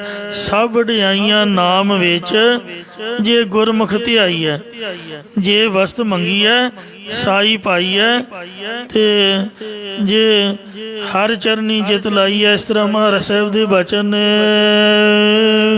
ਸਜ ਸੈ ਖਵਾਈ ਸਭ ਘਟ ਮੇਰੇ ਹੋ ਸਭਨਾ ਅੰਦਰ। ਜਿਹੜੀ ਗੁਰਬਾਣੀ ਹੈ ਇਹ ਅਕਾਲ ਪੁਰਖ ਵਾਹਿਗੁਰੂ ਧੁਰ ਕੀ ਬਾਣੀ ਆਈ, ਤਿਨ ਸਗਲੀ ਜਿੰਦ ਮਟਾਈ। ਸਿੱਧਾ ਅਕਾਲ ਪੁਰਖ ਬਾਣੀ ਦੁਆਰਾ ਸਾਨੂੰ ਕਹਿ ਰਹੇ ਨੇ, ਹੇ ਗੁਰਮੁਖ ਪਿਆਰਿਓ, ਕਿ ਚਾਰੇ ਖਾਣੀਆਂ ਦੇ ਜੀਵਾਂ ਸਾਰੇ ਸਰੀਰ ਮੇਰੇ ਹੀ ਰਚੇ ਹੋਏ ਨੇ, ਸਭਨਾਂ ਦੇ ਹਿਰਦਿਆਂ ਵਿੱਚ ਮੈਂ ਹੀ ਬੈਠਾ ਹੋਇਆ ਹਾਂ। ਜਿਸੈ ਖਵਾਈ ਤਿਸ ਕੌਣ ਕਹੈ। ਜਿਸ ਦੀ ਬਿਰਤੀ ਤ੍ਰਿਸ਼ਨਾ ਕਰਕੇ ਹਉਮੈ ਕਰਕੇ ਮੈਂ ਆਪਣੇ ਵੱਲੋਂ ਭੁਲਾਈ ਹੋਈ ਹੈ, ਉਸ ਨੂੰ ਕੌਣ ਚੰਗੀ ਸਿੱਖਿਆ ਕਥਨ ਕਰਕੇ ਸਮਝਾ ਸਕਦਾ? ਭਾਵ ਕੋਈ ਨਹੀਂ ਸਮਝਾ ਸਕਦਾ। ਅਸੰਖ ਮੂਰਖ ਅੰਧ ਘੋਰ। ਅਣਗਿਣਤੀ ਦੁਨੀਆ 'ਚ ਮੂਰਖ ਅੰਨੇ ਤੇ ਘੋਰ ਅਗਿਆਨੀ ਨੇ। ਕਿਉਂ? ਕਿਉਂਕਿ ਵਾਹਿਗੁਰੂ ਨੇ ਆਪ ਉਹਨਾਂ ਨੂੰ ਕਰਮਾਂ ਮੁਤਾਬਕ ਭੁਲਾਇਆ ਹੋਇਆ ਹੈ। ਜਿਸੈ ਦਿਖਾਲਾ ਵਾਟੜੀ। ਜਿਸ ਦੇ ਹਿਰਦੇ ਅੰਦਰ ਨਿਮਰਤਾ ਵੇਖ ਕੇ ਮੈਂ ਭਗਤੀ ਰੂਪ ਸ੍ਰੇਸ਼ਟ ਰਸਤਾ ਵਿਖਾ ਦਿੰਦਾ ਹਾਂ। ਜਿਵੇਂ ਬਾਬਾ ਬਿਧੀ ਚੰਦ ਨੂੰ ਦਿਖਾਇਆ, ਬਾਬਾ ਅਦਲੀ ਜੀ ਦੇ ਰਾਹੀਂ, ਅਤੇ ਭਾਈ ਲੱਖੋ ਜੀ ਨੂੰ ਦਿਖਾਇਆ ਭਾਈ ਪੁਰਾਣਾ ਜੀ ਦੇ ਰਾਹੀਂ। ਇੰਜ ਤਿਸੈ ਬੁਲਾਵੈ ਕੌਣ। ਜਿਹਨੂੰ ਮੈਂ ਰਸਤਾ ਦਿਖਾਲਦਾ ਉਹਨੂੰ ਦੁਨੀਆਂ ਚੋਂ ਕੌਣ ਹੈ ਜੋ ਐਸੇ ਮਾਰਗ ਤੋਂ ਭੁਲਾ ਸਕਦਾ ਹੈ? ਭਾਵ ਕੋਈ ਨਹੀਂ ਭੁਲਾ ਸਕਦਾ ਹੈ। ਜਿਸੈ ਭਲਾਈ ਪੰਦ ਸੈਰ। ਜਿਸ ਨੂੰ ਬੈਕੁੰਠ ਰੂਪੀ ਮੁਕਤ ਰੂਪੀ ਰਸਤੇ ਦੇ ਸਿਰੇ ਪਹੁੰਚੇ ਹੋਏ ਨੂੰ ਹੰਕਾਰੀ ਜਾਣ ਕਰਕੇ ਬੈਕੁੰਠ ਰੂਪੀ ਜਾਂ ਮੁਕਤ ਰੂਪੀ ਰਸਤੇ ਤੋਂ ਮੈਂ ਭੁਲਾ ਦਿੰਦਾ ਹਾਂ। ਤਿਸੈ ਦਿਖਾਵੈ ਕੌਣ। ਤਿਸ ਨੂੰ ਕੌਣ ਐਸਾ ਮਾਰਗ ਦਿਖਾ ਸਕਦਾ? ਭਾਵ ਕੋਈ ਨਹੀਂ ਦਿਖਾ ਸਕਦਾ ਹੈ। ਇਸ ਲਈ ਮਹਾਰਾਜ ਦੇ ਚਰਨਾਂ 'ਚ ਅਰਦਾਸ ਕਰੀਏ ਕਿ ਸੱਚੇ ਪਾਤਸ਼ਾਹ ਆਪ ਸਾਡੀ ਬਾਂਹ ਫੜਨ। ਸ੍ਰੀ ਗੁਰੂ ਨਾਨਕ ਦੇਵ ਜੀ ਖੁਦ ਅਕਾਲ ਪੁਰਖ ਹੀ ਸਨ। ਆਪ ਨਾਰਾਇਣ ਕਲਾ ਤਾਰ ਜਗ ਮੈਂ ਪਰਵਰਿਓ। ਸੋ ਗੁਰਬਾਣੀ ਵੀ ਨਿਰੰਕਾਰ ਹੈ। ਵਾਹੋ ਵਾਹੋ ਬਾਣੀ ਨਿਰੰਕਾਰ ਹੈ। ਸਾਡੇ ਲਈ ਇਹੀ ਭਗਵਾਨ ਹੈ। ਆਪਾਂ ਇਹਨਾਂ ਨੂੰ ਕਹਿਣਾ ਵੀ ਸਾਡੀ ਬਿਰਤੀ ਨੂੰ ਆਪ ਦੇ ਚਰਨਾਂ ਨਾਲ ਜੋੜੋ। ਅਰਦਾਸ ਇਸ ਲਈ ਬਹੁਤ ਜ਼ਰੂਰੀ ਹੈ। ਮਹੱਲਾ ਪਹਿਲਾ। ਫਿਰ ਸਤਿਗੁਰਾਂ ਦੇ ਪਾਸੋਂ ਈਸ਼ਰ ਨਾਮੀ ਸਿੱਧ ਨੇ ਗ੍ਰਸਤੀ ਦੇ ਲੱਖਣ ਪੁੱਛੇ ਕਿ ਅਸਲ ਗ੍ਰਸਤੀ ਕੌਣ ਹੈ? ਤਾਂ ਸਤਿਗੁਰੂ ਨਾਨਕ ਦੇਵ ਸਾਹਿਬ ਜੀ ਮਹੱਲਾ ਉਚਾਰਨ ਕਰਕੇ ਫਰਮਾਉਂਦੇ ਨੇ, ਸੋ ਗਿਰਹੀ ਜੋ ਨਿਗ੍ਰਹੁ ਕਰੈ। ਹੇ ਭਾਈ, ਅਸਲ ਉਹ ਗ੍ਰਸਤੀ ਹੈ ਜੋ ਇੰਦਰੀਆਂ ਨੂੰ ਵਿਕਾਰਾਂ ਵੱਲ ਜਾਣ ਤੋਂ ਰੋਕਣਾ ਕਰਦਾ ਹੈ ਜਾਂ ਇੰਦਰੀਆਂ ਦਾ ਦਮਨ ਕਰਦਾ। ਭਾਵ ਪਰਾਏ ਘਰਾਂ ਵੱਲ ਨੂੰ ਤੱਕਣਾ ਨਹੀਂ ਕਰਦਾ। ਜਬ ਤਬ ਸੰਜਮ ਭੀਖਿਆ ਕਰ। ਜਿਹੜਾ ਗੁਰਾਂ ਦੁਆਰਾ ਪ੍ਰਭੂ ਨਾਮ ਦਾ ਜਾਪ ਕਰਦਾ, ਗੁਰਾਂ ਦੀ ਸੇਵਾ ਰੂਪ ਤਪ ਕਰਦਾ, ਸੰਜਮ ਇੰਦਰੀਆਂ ਨੂੰ ਬੁਰੇ ਪਾਸੇ ਤੋਂ ਰੋਕ ਕੇ ਰੱਖਣਾ ਕਰਦਾ ਅਤੇ ਗੁਰਾਂ ਪਾਸੋਂ ਪਰਮੇਸ਼ਰ ਦੇ ਨਾਮ ਦੀ ਭੀਖਿਆ ਖੈਰ ਮੰਗਣਾ ਕਰਦਾ, ਉਹ ਗ੍ਰਸਤੀ ਹੈ। ਪੁੰਨ ਦਾਨ ਕਾ ਕਰੇ ਸਰੀਰ। ਪੁੰਨ ਦਾਨ ਦਾ ਸਰੀਰ ਕਰੇ, ਪਾਪ ਜਦ ਲੋੜ ਪਵੇ ਆਪਣੇ ਸਰੀਰ ਤੱਕ ਪੁੰਨ ਦਾਨ ਕਰ ਦੇਵੇ। ਜਿਵੇਂ ਧੰਨ ਧੰਨ ਬਾਬਾ ਤਾਰੂ ਸਿੰਘ ਨੇ ਸਿੰਘਾਂ ਨੂੰ ਪ੍ਰਸ਼ਾਦੇ ਛਕਾਉਣੇ ਸ਼ੁਰੂ ਕੀਤੇ।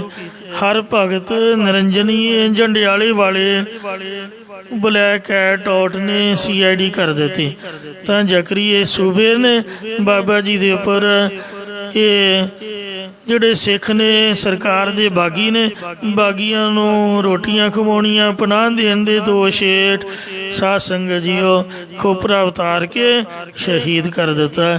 ਬਾਬਾ ਜੀ ਨੇ ਸਿੰਘਾਂ ਨੂੰ ਰੋਟੀ ਖਵਾਉਣ ਦੇ ਬਦਲੇ ਵੇਖ ਲਓ ਆਪ ਦਾ ਸਰੀਰ ਹੀ ਕੁਰਬਾਨ ਕਰਤਾ। ਹੋਰ ਕੋਈ ਉਹਨਾਂ 'ਚ ਗੁਨਾਹ ਨਹੀਂ ਸੀਗਾ, ਸਿਰਫ ਪ੍ਰਸ਼ਾਦਾ ਛਕਾਇਆ ਸੀਗਾ। ਇਹੋ ਜਿਹਾ ਬੰਦਾ ਗ੍ਰਸਤੀ ਹੋਣਾ ਚਾਹੀਦਾ ਹੈ।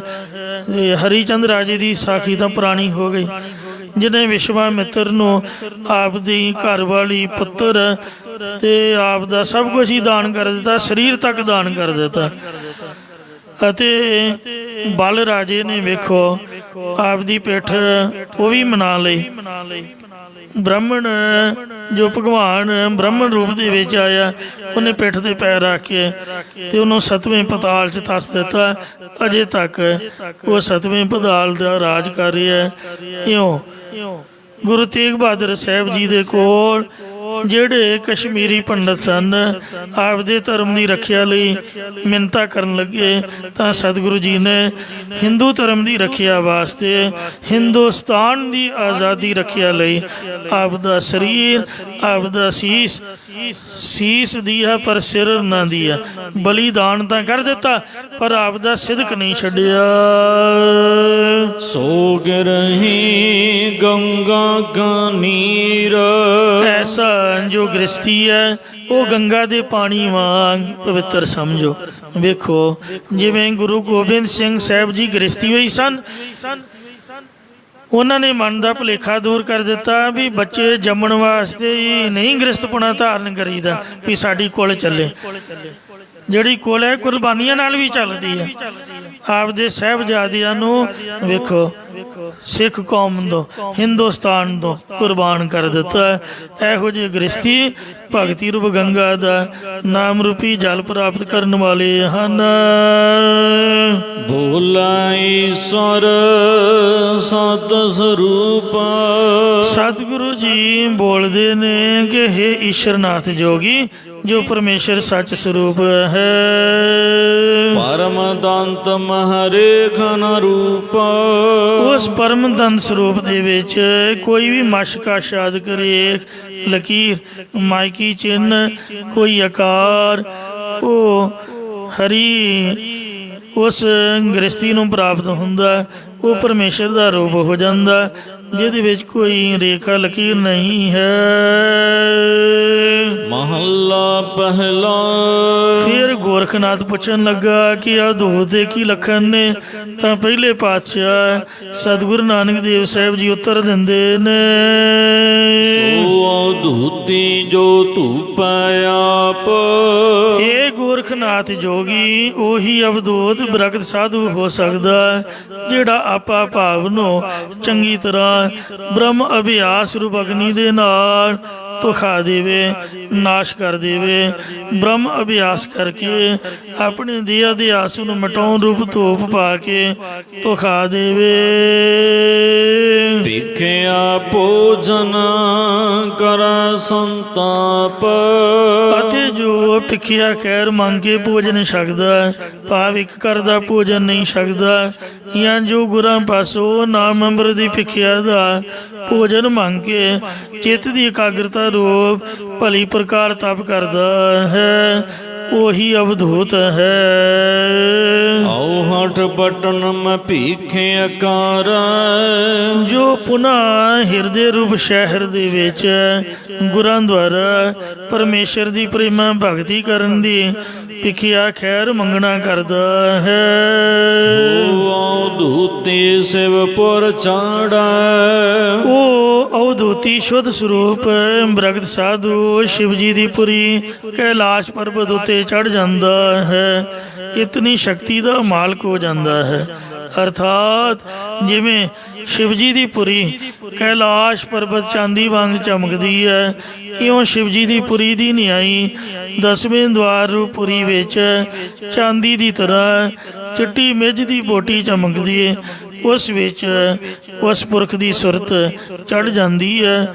ਇਸੇ ਪ੍ਰਕਾਰ ਅਵਧੂਤੀ ਸਿਵਪੁਰ ਚਾੜੈ, ਉਸ ਅਵਧੂਤ ਦੀ ਬਿਰਤੀ ਦਾ ਸਿਵ ਕਲਿਆਣ ਸਰੂਪ ਪਰਮੇਸ਼ਰ ਦੀ ਤੁਰਿਆ ਪਦ ਰੂਪੁਰੀ ਵਿੱਚ ਚੜਾ ਹੋ ਜਾਂਦਾ ਹੈ।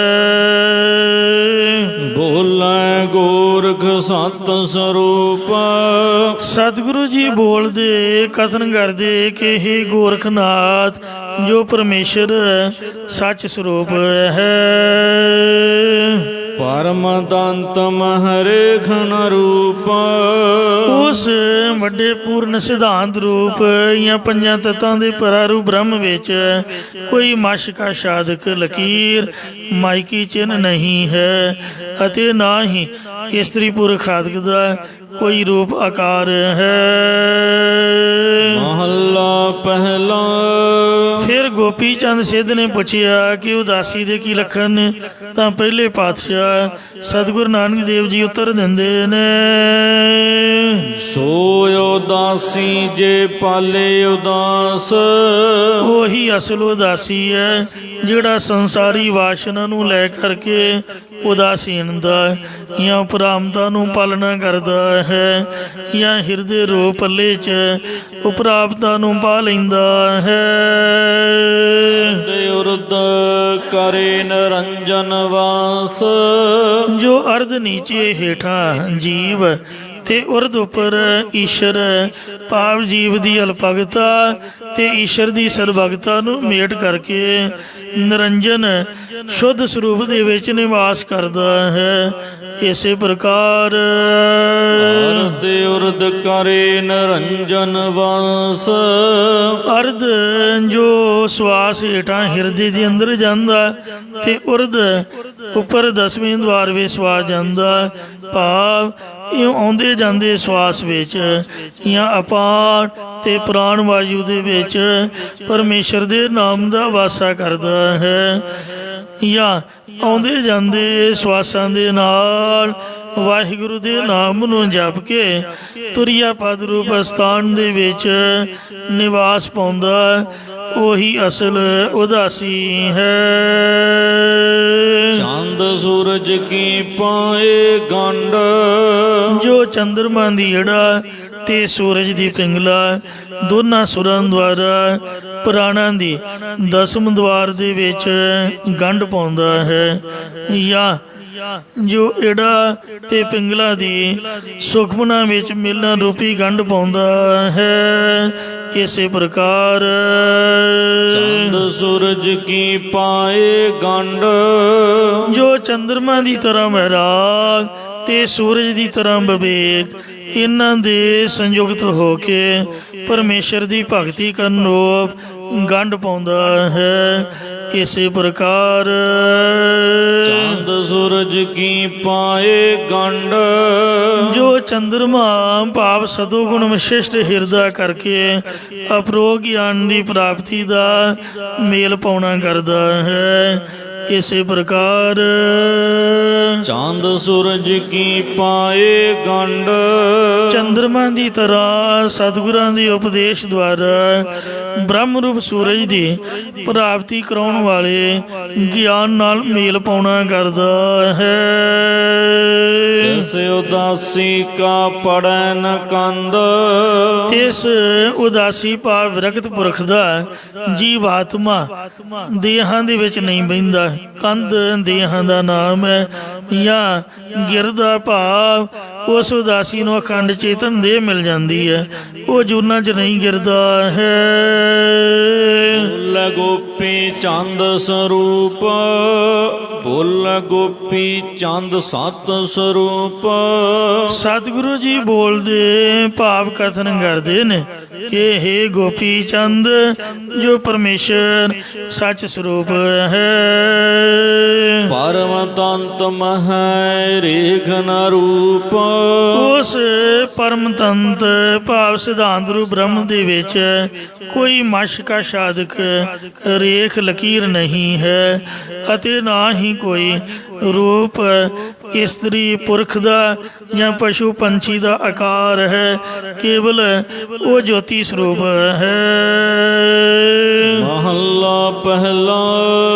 ਫਿਰ ਚਰਪਟਨਾਥ ਨੇ, ਜੋ ਸਿੱਧਾਂ ਵਿੱਚ ਇੱਕ ਪਖੰਡੀ ਭੇਖ ਸੀ, ਅੱਜ ਕੱਲ ਤਾਂ ਜਿਹੜਾ ਬਹੁਤਾ ਪਖੰਡ ਕਰੇ ਉਸ ਨੂੰ ਪਖੰਡੀ ਕਹਿੰਦੇ ਨੇ, ਪਰ ਸਿੱਧਾਂ ਵਿੱਚ ਇੱਕ ਪੰਥ ਹੈ ਪਖੰਡੀ। ਪਹਿਲਾਂ ਹੀ ਸ਼ਬਦ ਪਾਪਖੰਡੀ ਸੀ, ਹੌਲੀ ਹੌਲੀ ਪੱਪਾ ਅਲੋਪ ਹੋ ਕੇ ਪਾਖੰਡੀ ਸ਼ਬਦ ਰਹਿ ਗਿਆ। ਉਸ ਦੇ ਲੱਖਣ ਸਤਿਗੁਰਾਂ ਤੋਂ ਪੁੱਛੇ ਕਿ ਪਖੰਡੀ ਦੇ ਕੀ ਲੱਖਣ ਨੇ, ਤਾਂ ਪਹਿਲੇ ਪਾਤਸ਼ਾਹ ਸਤਿਗੁਰੂ ਨਾਨਕ ਦੇਵ ਸਾਹਿਬ ਜੀ ਫਰਮਾਨ ਕਰਦੇ ਹਨ, ਸੋ ਪਾਖੰਡੀ ਜੇ ਕਾਇਆ ਪਖਾਲੇ। ਹੇ ਚਰਪਟਨਾਥ, ਉਹੀ ਪਾਪਾਂ ਨੂੰ ਖੰਡਣ ਵਾਲਾ ਪੁਰਖ ਜਾਂ ਪਖੰਡੀ ਮਤ ਵਾਲਾ ਹੈ, ਜਿਹੜਾ ਕਾਇਆ ਨਾਮ ਹੈ ਬੁੱਧੀ ਦਾ, ਬੁੱਧੀ ਨੂੰ ਬ੍ਰਹਮ ਗਿਆਨ ਰੂਪੀ ਜਲ ਦੇ ਨਾਲ ਇਸ਼ਨਾਨ ਕਰਕੇ ਪਖਾਲੇ ਧੋਣਾ ਕਰੇ। ਜਾਂ ਕਾਇਆ ਨਾਮ ਹੈ ਦੇਹ ਦਾ, ਦੇਹ ਨੂੰ ਨਾਮ ਰੂਪੀ ਜਲ ਦੇ ਨਾਲ ਇਸ਼ਨਾਨ ਕਰਕੇ ਸ਼ੁੱਧ ਕਰਦਾ ਹੈ। ਕਾਇਆ ਕੇ ਅਗਨ ਬ੍ਰਹਮ ਪਰ ਜਾਲੇ, ਕਾਇਆ ਇਸ ਦੇਹੀ ਦੇ ਵਿੱਚ ਅੱਗ ਬਲ ਰਹੀ ਹੈ। ਅੱਗ ਕਿਹੜੀ ਬਲ ਰਹੀ ਹੈ? ਹਉਮੈ ਹੰਕਾਰ ਦੀ। ਜਿਸ ਤਰ੍ਹਾਂ ਸੱਪ ਫੂਕ ਮਾਰ ਕੇ ਭਸਮ ਕਰ ਦਿੰਦਾ, ਇਉਂ ਅਸੀਂ ਫੂਕਾਂ ਮਾਰ ਰਹੇ ਹਾਂ ਹੰਗਤਾ ਦੀਆਂ, ਜਾਂ ਬ੍ਰਹਮ ਅਭਿਆਸ ਰੂਪ ਅਗਨੀ ਦੇ ਨਾਲ ਵਿਸ਼ੇਸ਼ ਕਰਕੇ ਇਹਨੂੰ ਹੰਗਤਾ ਨੂੰ ਜਾਲਦਾ ਸਾੜਦਾ ਹੈ। ਜਾਂ ਈਰਖਾ ਦੀ ਅੱਗ ਨੂੰ ਬ੍ਰਹਮ ਅਭਿਆਸ ਦੇ ਨਾਲ ਸਾਧ ਸੰਗਤ ਜੀ ਉਹ ਬੁਝਾਉਂਦਾ ਹੈ। ਜਾਂ ਹੰਗਤਾ ਨੂੰ ਇਹ ਬ੍ਰਹਮ ਅਭਿਆਸ ਰੂਪੀ ਅੱਗ ਦੇ ਨਾਲ ਸਾੜ ਸੁੱਟਦਾ ਹੈ। ਜਾਂ ਜੋ ਕਾਇਆ ਬੁੱਧੀ ਦੇ ਅੰਦਰੋਂ ਕਾਮ ਕ੍ਰੋਧ ਰੂਪੀ ਲੱਕੜਾਂ ਦੇ ਤਾਈ ਬ੍ਰਹਮ ਅਭਿਆਸ ਰੂਪ ਅੱਗ ਦੁਆਰਾ ਸਾੜਦਾ ਹੈ। ਸੁਪਨ ਬਿੰਦ ਨ ਦੇਈ ਚਰਨਾ, ਜਾਗਦਿਆਂ ਤਾਂ ਕਿਸੇ ਵੱਲ ਕੀ ਬੁਰੀ ਨਿਗਾਹ ਕਰਨੀ, ਸੁੱਤੇ ਪਿਆ ਸੁਪਨੇ ਵਿੱਚ ਵੀ ਜੋਗੀ ਉਹ ਹੈ, ਪਖੰਡੀ ਪਾਪਖੰਡੀ ਉਹ ਹੈ, ਜਿਹੜਾ ਆਪਦੇ ਬਿੰਦ ਵੀਰਜ ਬੂੰਦ ਨੂੰ ਗਿਰਨ ਨਹੀਂ ਦਿੰਦਾ ਹੈ। ਐਸੇ ਪ੍ਰਕਾਰ ਸੁਪਨ ਬਿੰਦ ਨ ਦੇਈ ਚਰਨਾ, ਜਾਗਦਿਆਂ ਤਾਂ ਵਾਹਿਗੁਰੂ ਵਾਹਿਗੁਰੂ ਨਾਮ ਨੂੰ ਕੀ ਛੱਡਣਾ, ਸੁੱਤੇ ਪਿਆ ਸੰਸਾਰ ਰੂਪੀ ਸੁਪਨੇ ਦੇ ਵਿੱਚ ਵੀ ਫੁਰਨੇ ਨੂੰ ਬਿਰਤੀ ਨੂੰ ਝੜ ਨਹੀਂ ਦਿੰਦਾ। ਮਤਲਬ ਸੁੱਤੇ ਪਿਆ ਸੁਪਨੇ ਵਿੱਚ ਮਾਤਰ ਵੀ ਨਹੀਂ, ਥੋੜੇ ਮਾਤਰ ਵੀ ਆਪਦੀ ਬਿਰਤੀ ਨੂੰ ਡਿੱਗਣ ਨਹੀਂ ਦਿੰਦਾ, ਜਾਂ ਸੰਸਾਰ ਦੇ ਪਦਾਰਥਾਂ 'ਚ ਚਿੱਤ ਦੀ ਬਿਰਤੀ ਲੱਗਣ ਨਹੀਂ ਦਿੰਦਾ ਹੈ। ਤਿਸ ਪਾਖੰਡੀ ਜਰਾ ਨ ਮਰਨਾ, ਤਿਸ ਪਾਖੰਡੀ ਮਤ ਵਾਲੇ ਨੂੰ ਜਾਂ ਪਾਪਾਂ ਦੇ ਖੰਡਣ ਵਾਲੇ ਮਤ ਵਿੱਚ ਵਿਚਰਨ ਵਾਲੇ ਪੁਰਖ ਨੂੰ ਜਰਾ ਬੁਢੇਪਾ ਤੇ ਮਰਨਾ ਨਹੀਂ ਹੁੰਦਾ। ਜਾਂ ਜਰਾ ਭਾਵ ਜੜ ਅਵਸਥਾ, ਜਾਂ ਜਰਾ ਰੰਚਕ ਮਾਤਰ ਵੀ ਮਰਨਾ ਨਹੀਂ ਹੁੰਦਾ ਹੈ। ਬੋਲ ਜਰਪਟ ਸਤ ਸਰੂਪ, ਸਤਿਗੁਰੂ ਜੀ ਬੋਲਦੇ ਕਥਨ ਕਰਦੇ ਨੇ ਕਿ ਹੇ ਚਰਪਟਨਾਥ ਜੋਗੀ, ਜੋ ਸੱਚ ਸਰੂਪ ਪਰਮੇਸ਼ਰ ਹੈ, ਪਰਮ ਤੰਤ ਮਹਰੇਖ ਨ ਰੂਪ, ਉਸ ਪਰਮ ਵੱਡੇ ਸਿਧਾਂਤ ਰੂਪ ਪਰਮੇਸ਼ਰ ਵਿੱਚ ਨਾ ਕੋਈ ਰੇਖ ਲਕੀਰ, ਨਾ ਹੀ ਮਾਇਕੀ ਚਿੰਨ੍ਹ ਹੈ, ਅਤੇ ਨਾ ਹੀ ਕੋਈ ਰੂਪ ਆਕਾਰ ਹੈ। ਮਹੱਲਾ ਪਹਿਲਾ। ਫਿਰ ਭਰਤਰੀ ਨੇ ਪੁੱਛਿਆ ਕਿ ਵੈਰਾਗੀ ਦੇ ਕੀ ਲੱਛਣ ਨੇ, ਤਾਂ ਪਹਿਲੇ ਪਾਤਸ਼ਾਹ ਸਤਿਗੁਰੂ ਨਾਨਕ ਦੇਵ ਸਾਹਿਬ ਜੀ ਫਰਮਾਉਂਦੇ ਨੇ, ਸੋ ਬੈਰਾਗੀ ਜੇ ਉਲਟੇ ਬ੍ਰਹਮ। ਕਈਆਂ ਨੇ ਆਪ ਦਾ ਪੰਥ ਦਾ ਨਾਮ ਹੀ ਰਖਾ ਲਿਆ ਵੈਰਾਗੀ।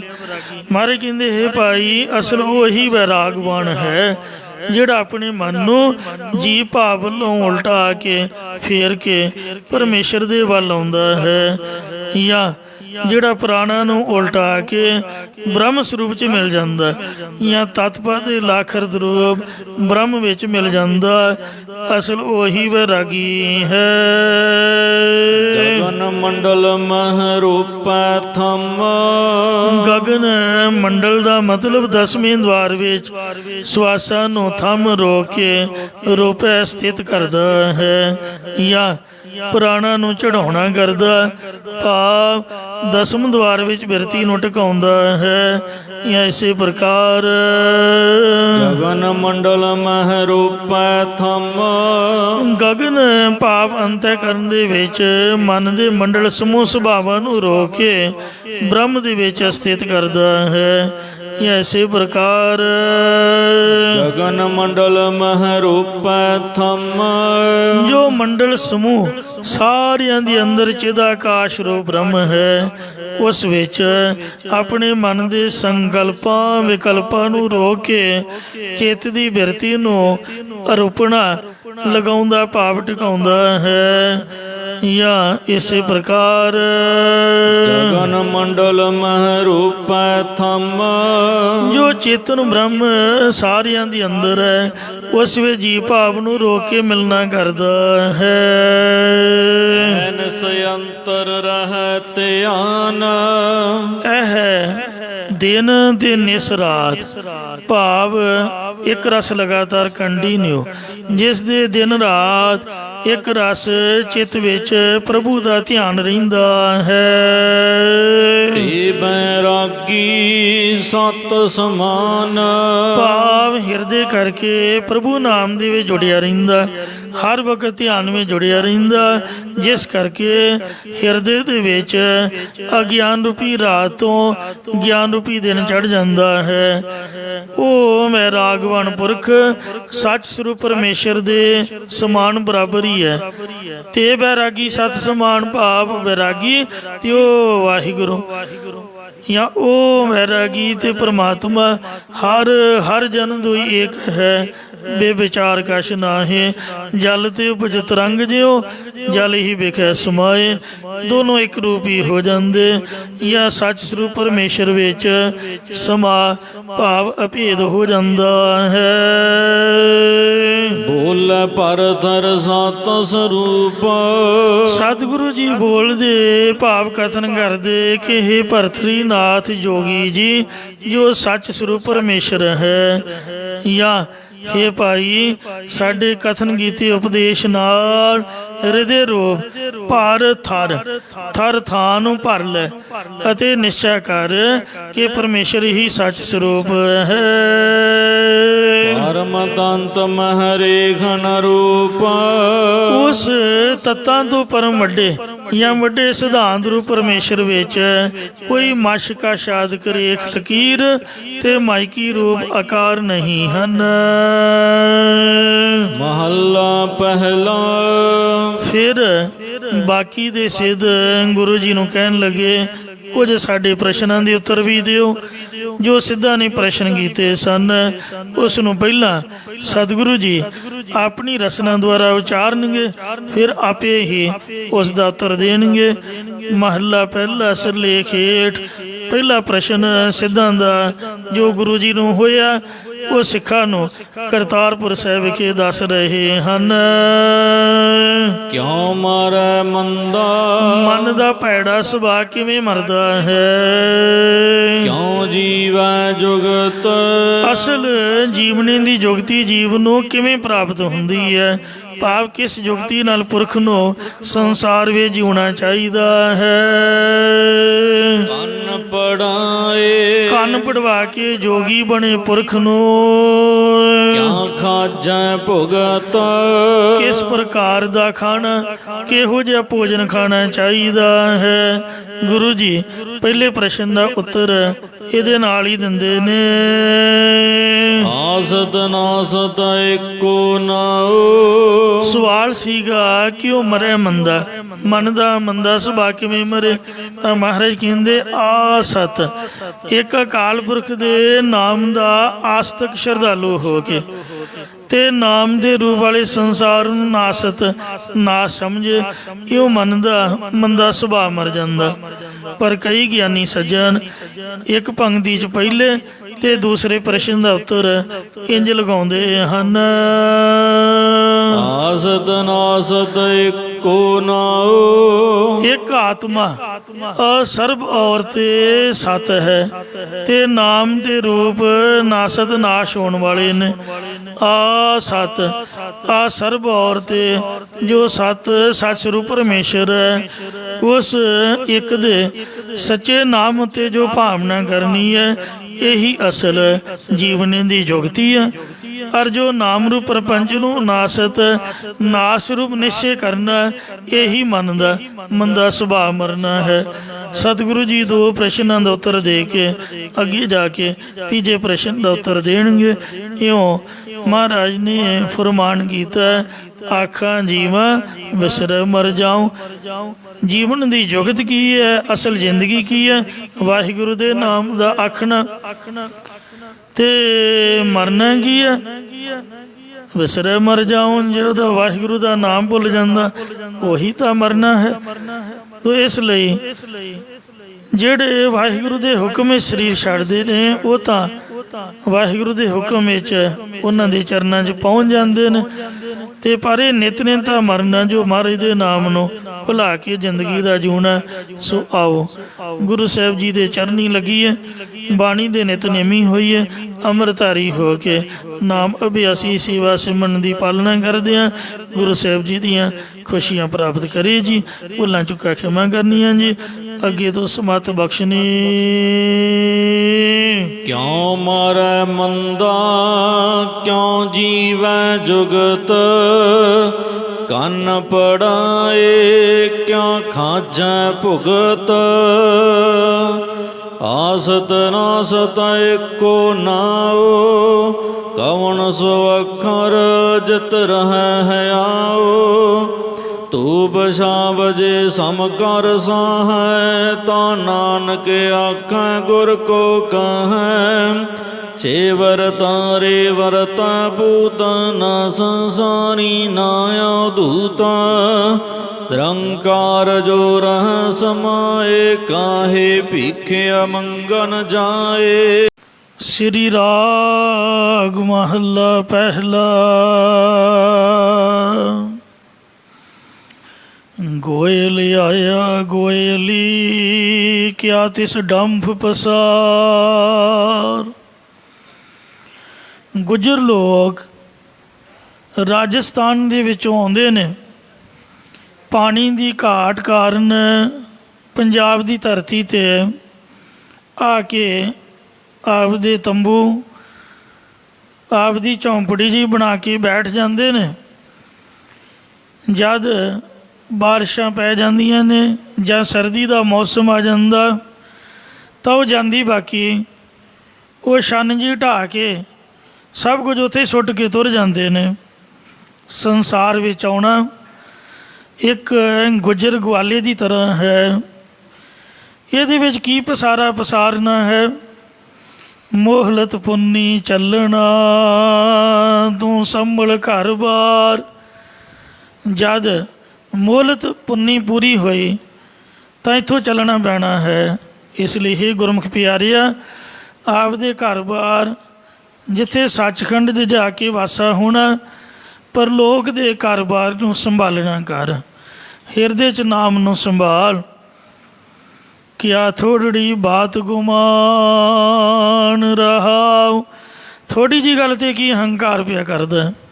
ਜੈਸੇ ਰਹਿਣ ਪਰਾਉ ਹੋਣੇ, ਉੱਠ ਚੱਲ ਸਹਿ ਪ੍ਰਭਾਤ। ਜਿਸ ਤਰ੍ਹਾਂ ਰਾਤ ਨੂੰ ਘਰ ਪ੍ਰਾਹੁਣੇ ਆਉਂਦੇ ਨੇ, ਸਵੇਰ ਹੋਣ 'ਤੇ ਉੱਠ ਕੇ ਆਪਦੇ ਘਰਾਂ ਨੂੰ ਤੁਰ ਜਾਂਦੇ ਨੇ। ਜੈਸੇ ਰਹਿਣ ਪਰਾਹੁਣ ਉੱਠ ਚਲ ਸਹਿ ਪ੍ਰਭਾਤ, ਕਿਆ ਤੂੰ ਰਤਾ ਗ੍ਰਸਤ ਸਿਓ ਸਫੁੱਲਾਂ ਕੀ ਬਾਗਾਤ। ਗ੍ਰਸਤ ਦਾ ਰਾਰਾ ਪੂਰਾ ਹੋਣ ਕਰਕੇ ਗ੍ਰਸਤ ਪਾਠ ਹੈ। ਜੇ ਪੈਰ 'ਚ ਰਾਰਾ ਹੋਵੇ ਫਿਰ ਗ੍ਰਸਤ ਬੋਲੀ ਦਾ। ਕਿਆ ਤੂੰ ਰਤਾ ਗ੍ਰਸਤ ਸਿਓ ਸਾ ਫੁੱਲਾਂ ਕੀ ਬਾਗਾਤ। ਇਹ ਫੁੱਲਾਂ ਦੀ ਬਗੀਚੀ ਹੈ। ਫੁੱਲ ਹਮੇਸ਼ਾ ਖਿੜਿਆ ਨਹੀਂ ਰਹਿੰਦਾ, ਮੁਰਝਾ ਜਾਂਦਾ ਹੈ। ਇਸ ਲਈ ਸਭ ਫੁੱਲਾਂ ਕੀ ਬਾਗਾਤ, ਹਰ ਗੁਣ ਗਾਉ ਮਣਾ ਸਤਿਗੁਰ ਸੇ ਪਿਆਰ। ਸੋ ਇੰਜ ਕਬੀਰ ਜੀ ਨੇ ਵੀ ਉਦਾਹਰਣ ਦਿੱਤੀ ਹੈ। ਕਹਿੰਦੇ ਨੇ ਕਿ ਬਿਰਖ ਬਸੇਰੋ ਪੰਖ ਕੋ ਤੈਸੋ ਇਹੋ ਸੰਸਾਰ। ਟਾਹਣੀ ਦੇ ਉੱਪਰ ਪੰਛੀ ਆ ਕੇ ਬੈਠਦਾ ਤੇ ਸਵੇਰ ਹੋਣ ਤੋਂ ਪਹਿਲਾਂ ਹੀ ਉੱਡ ਜਾਂਦਾ ਹੈ। ਦੂਜੀ ਰਾਤ ਜ਼ਰੂਰੀ ਨਹੀਂ ਵੀ ਉਸ ਟਾਹਣੀ ਦੇ ਆ ਕੇ ਬੈਠੇ। ਇਸੇ ਪ੍ਰਕਾਰ ਇੱਕ ਵਾਰ ਮਨੁੱਖਾ ਸਰੀਰ ਛੁੱਟ ਗਿਆ ਤਾਂ ਦੁਬਾਰ ਤੋਂ ਪਤਾ ਨਹੀਂ ਉਹਨਾਂ ਘਰਾਂ 'ਚ ਆਉਣਾ ਮਿਲੇ ਜਾਂ ਨਾ ਮਿਲੇ, ਪਤਾ ਨਹੀਂ ਬੰਦੇ ਦੀ ਜੂਨ ਮਿਲੇ ਜਾਂ ਨਾ ਮਿਲੇ। ਸੋ ਸਤਿਗੁਰੂ ਜੀ ਫਰਮਾਨ ਕਰਦੇ ਨੇ, ਜੇਤੇ ਜੀ ਤੇਤੇ ਵਾਟ ਆਊ। ਜਿਤਨੇ ਵੀ ਜੀ ਸੰਸਾਰ ਵਿੱਚ ਆਏ ਹੋਏ ਨੇ ਉਤਨੇ ਸਭ ਰਾਹੀ ਬਣ ਕੇ ਆਏ ਨੇ। ਚੀਰੀ ਆਈ ਢਿੱਲ ਨਾ ਗਾਉ। ਚੀਰੀ ਨਾਮ ਹੈ ਚਿੱਠੀ ਦਾ। ਜਿਸ ਵਕਤ ਧਰਮ ਰਾਜੇ ਦੀ ਮੌਤ ਰੂਪੀ ਚਿੱਠੀ ਆਉਂਦੀ ਹੈ ਤਾਂ ਜਾਣ ਲੱਗਿਆ ਕਿਸੇ ਨੂੰ ਵੀ ਦੇਰ ਨਹੀਂ ਲੱਗਣੀ, ਨਾ ਉਹਨਾਂ ਦੇਰ ਲੱਗਣ ਦੇਣੀ ਹੋਈ ਹੈ। ਉਹਨਾਂ ਕਹਿਣਾ ਹੈ, ਚੱਲ ਦਰਹਾਲ ਦੀਵਾਨ ਬੁਲਾਇਆ, ਹਰ ਫਰਮਾਨ ਦਰਗੇ ਕਾਇਆ। ਵੀ ਛੇਤੀ ਚੱਲ, ਜਿਸ ਹਾਲ ਦੇ ਵਿੱਚ ਹੈ ਉਸੇ ਹਾਲ ਵਿੱਚ ਹੀ ਚੱਲ। ਹਰੀ ਦੀ ਦਰਗਾਹ ਦਾ ਕਚਹਿਰੀ ਦਾ ਹੁਕਮਨਾਮਾ ਆ ਗਿਆ ਹੈ। ਕਰੋ ਅਰਦਾਸ ਗਾਮ ਕਿਛ ਬਾਕੀ। ਇਹ ਬੇਨਤੀ ਕਰਤਾ ਕਿ ਪਿੰਡ ਵਿੱਚ ਮੇਰੀ ਅਜੇ ਬਾਕੀ ਬਕਾਇਆ ਹਿਸਾਬ ਕਿਤਾਬ ਹੈ। ਲਿਓ ਨਬੇਰੇ ਅੱਜ ਕੀ ਰਾਤੀ। ਅੱਜ ਦੀ ਰਾਤ ਮੈਂ ਨਬੇੜਾ ਕਰ ਲਵਾਂਗਾ, ਇੱਕ ਰਾਤ ਮੈਨੂੰ ਦੇ ਦਿਓ। ਕਿਛ ਵੀ ਖਰਚ ਤੁਮਾਰਾ ਸਾਰੋਂ। ਰਿਸ਼ਵਤ ਦੇਣ ਦਾ ਸੁਭਾਜੂ ਹੈ। ਜਿਹੜਾ ਕੰਮ ਹੋਵੇ ਨਾ ਉਹ ਰਿਸ਼ਵਤ ਦੇ ਕੇ ਕਰਾਉਣਾ। ਯਮਦੂਤਾਂ ਨੂੰ ਕਹਿੰਦਾ ਵਿੱਚੋਂ ਮੈਂ ਤੁਹਾਡਾ ਵੀ ਖਰਚਾ ਪਾਣੀ ਕਰ ਦਿਆਂਗਾ। ਕਿਛ ਵੀ ਖਰਚ ਤੁਮਾਰਾ ਸਾਰੋਂ, ਸੁਬਹ ਨਿਵਾਜ ਸਰਾਏ ਗਜਾਰੋਂ। ਸੁਬਹ ਮੈਨੂੰ ਮਸਜਿਦ ਵਿੱਚ ਨਮਾਜ਼ ਪੜ੍ਹ ਲੈਣ ਦਿਓ। ਕਹਿੰਦੇ ਨਹੀਂ ਭਾਈ ਜਲਦੀ ਚੱਲ, ਹੁਣ ਤੈਨੂੰ ਇੱਥੋਂ ਜਾਣਾ ਪੈਣਾ ਹੈ। ਜਿਸ ਵਕਤ ਸੁਨੇਹਾ ਆ ਜਾਂਦਾ ਹੈ ਤਾਂ ਉਸ ਵਕਤ ਢਿੱਲ ਨਹੀਂ ਪੈਂਦੀ, ਉੱਥੋਂ ਜਾਣਾ ਹੀ ਪੈਂਦਾ। ਕਹਿੰਦੇ ਸਵੇਰ ਹੋਣ ਤੱਕ ਤਾਂ ਬੈਤਰਨੀ ਨਦੀ ਤੇ ਤੈਨੂੰ ਪਹੁੰਚਾ ਦਿਆਂਗੇ, ਤੂੰ ਕਿਹੋ ਜਿਹੀਆਂ ਬਾਤਾਂ ਮਾਰ ਰਿਹਾ। ਸੋ ਚੀਰੀ ਆਈ ਢਿੱਲ ਨਾ ਕਾਓ। ਪਾਤਸ਼ਾਹ ਫਰਮਾਉਂਦੇ ਨੇ ਅੱਗੇ, ਇੱਥੇ ਜਾਣ ਸੋ ਜਾਏ ਸਿਆਣ। ਜਿਹੜਾ ਇੱਥੇ ਸਾਧ ਸੰਗਤ ਦੁਆਰਾ ਗੁਰਾਂ ਦੇ ਉਪਦੇਸ਼ ਨੂੰ ਜਾਣਦਾ ਸੋ ਉਹ ਦਰਗਾਹ ਦੇ ਵਿੱਚ ਜਾ ਕੇ ਸਿਆਣਿਆ ਜਾਵੇਗਾ। ਇੱਥੇ ਸਾਧ ਸੰਗਤ ਦੇ ਵਿੱਚ ਜਿਹੜਾ ਆਪਦੀ ਪਹਿਚਾਣ ਬਣਾਉਂਦਾ ਹੈ। ਸਾਧ ਸੰਗਤ ਸੱਚਖੰਡ ਹੈ, ਆਏ ਝਰੁਖ ਹੈ, ਖੋਲ੍ਹੇ ਬਾਰੀ। ਸੰਗਤ ਹੀ ਇੱਕ ਸੱਚਖੰਡ ਹੈ ਦੁਨੀਆ ਦਾ, ਜਿਹਦੇ ਵਿੱਚ ਝਰੋਖੇ ਤੇ ਬਾਰੀਆਂ ਖੋਲ੍ਹ ਕੇ ਕਹਿੰਦੇ ਬੈਠੋ। ਆ ਗਰਮੀ ਦਾ ਦਿਨ ਹੈ, ਬੂਹੇ ਬਾਰੀਆਂ ਖੁੱਲੀਆਂ ਨੇ, ਸੋਹਣੀ ਹਵਾ ਰਹੀ, ਸਾਹ ਸੌਖਾ ਹੈ। ਜੇ ਬੰਦ ਕਰਕੇ ਬਹਿ ਜਾਵਾਂਗੇ ਸਾਹ ਕੁੱਟੂਗਾ। ਤੋ ਆਪਦੀਆਂ ਅੱਖਾਂ, ਆਪ ਦਾ ਮੂੰਹ, ਆਪ ਦੇ ਕੰਨ, ਇਹਨੂੰ ਖੋਲ੍ਹ ਕੇ ਬੈਠਣਾ। ਯਾਨੀ ਮਹਾਰਾਜ ਦੇ ਸਿਮਰਨ, ਚਿੱਤ ਸਿਮਰਨ ਕਰੋ, ਨੈਣ ਅਵਲੋਕਣੋ, ਸਰਵਣ ਬਾਣੀ ਸੋ ਜਸ ਪੂਰ ਰੱਖੋ, ਮਨ ਸੁਮਧ ਕਰ ਕਰੋ, ਚਰਨ ਹਿਰਦੇ ਤਰੋ, ਰਸਨਾ ਅੰਮ੍ਰਿਤ ਰਾਮ ਨਾਮ ਭਾਖੋ। ਇੰਜ ਆਪਦੀਆਂ ਇੰਦਰੀਆਂ ਨੂੰ ਖੋਲ੍ਹ ਕੇ ਸੰਗਤ ਰੂਪੀ ਬੈਕੁੰਠ ਘਰ ਵਿੱਚ ਬੈਠਣਾ। ਇਹ ਮਹਾਰਾਜ ਨਾਲ ਪਹਿਚਾਣ ਬਣਾਉਣੀ ਹੈ। ਇਹ ਵੀ ਘਰ ਉਸਦਾ ਹੈ ਤੇ ਪਰਲੋਕ ਸੱਚਖੰਡ ਵੀ ਉਸਦਾ ਹੈ। ਜਿਹਦੀ ਇੱਥੇ ਪਹਿਚਾਣ ਬਣ ਜਾਏਗੀ ਉਹਦੀ ਇੱਥੇ ਜਾਣਾ। ਜਿਹੜਾ ਇੱਥੇ ਜਾਣਿਆ ਜਾਏਗਾ ਵੀ ਇਹ ਗੁਰੂ ਦਾ ਸਿੱਖ ਹੈ, ਗ੍ਰੰਥੀ ਸਿੰਘ ਹੈ, ਪਾਠੀ ਸਿੰਘ ਹੈ, ਇਹ ਮਹਾਰਾਜ ਦਾ ਸਤਸੰਗੀ ਹੈ, ਸੋ ਜਾਏ ਸਿਆਣਾ। ਜਦ ਮਰਨ ਤੋਂ ਬਾਅਦ ਬੈਕੁੰਠ ਜਾਏਗਾ ਤਾਂ ਉੱਥੇ ਸਿਆਣਿਆ ਜਾਵੇਗਾ ਵੀ ਇਹ ਉਹੀ ਗੁਰਸਿੱਖ ਹੈ ਜਿਹੜਾ ਸੰਗਤ ਕਰਦਾ ਸੀਗਾ। ਹੋਰ ਫਕੜ ਹਿੰਦੂ ਮੁਸਲਮਾਨ। ਸੋ ਗੁਰ ਉਪਦੇਸ਼ ਮੰਨੇ ਤੋਂ ਬਿਨਾਂ, ਆਪ ਦੇ ਸਰੂਪ ਨੂੰ ਜਾਣਨ ਤੋਂ ਬਿਨਾਂ ਜਿੰਨੇ ਵੀ ਹੋਰ, ਭਾਵੇਂ ਕੋਈ ਹਿੰਦੂ ਹੈ, ਭਾਵੇਂ ਕੋਈ ਮੁਸਲਮਾਨ ਹੈ, ਤੇ ਭਾਵੇਂ ਸਿੱਖ ਵੀ ਹੈ। ਸਿੱਖ ਤਾਂ ਉਹ ਜਿਹੜਾ ਸਿੱਖਿਆ ਮੰਨਦਾ, ਜਿਹੜਾ ਸਿੱਖਿਆ ਮੰਨਦਾ ਹੀ ਨਹੀਂ, ਗੁਰਦੁਆਰੇ ਆਉਂਦਾ ਹੀ ਨਹੀਂ, ਸੰਗਤ ਹੀ ਨਹੀਂ ਕਰਦਾ, ਨਿਤਨੇਮ ਹੀ ਨਹੀਂ ਹੈ, ਕੋਈ ਵੀ ਹੈ, ਉਹ ਸਭ ਫੱਕੜ ਫਜ਼ੂਲ ਦੀਆਂ ਬਾਤਾਂ ਮਾਰ ਰਿਹਾ, ਉਹਦਾ ਕੋਈ ਮਤਲਬ ਨਹੀਂ ਹੈ। ਉਹ ਦਰਗਾਹ ਦੇ ਵਿੱਚ ਫੱਕੜ ਪਕੜੇ ਜਾਣਗੇ, ਕੈਦੀ ਕੀਤੇ ਜਾਣਗੇ। ਸੋ ਜਿਹੜਾ ਗੁਰੂ ਉਪਦੇਸ਼ ਦੁਆਰਾ ਆਪਣੇ ਸਰੂਪ ਨੂੰ ਜਾਣਦਾ, ਉਹ ਬੈਕੁੰਠ ਵਿੱਚ ਜਾ ਕੇ ਸਿਆਣਿਆ ਜਾਏਗਾ। ਇੰਨੇ ਹੀ ਬਚਨਾਂ ਦੇ ਨਾਲ ਸਮਾਪਤੀ ਹੈ ਜੀ। ਵਾਹਿਗੁਰੂ ਜੀ ਕਾ ਖਾਲਸਾ, ਵਾਹਿਗੁਰੂ ਜੀ ਕੀ ਫਤਿਹ।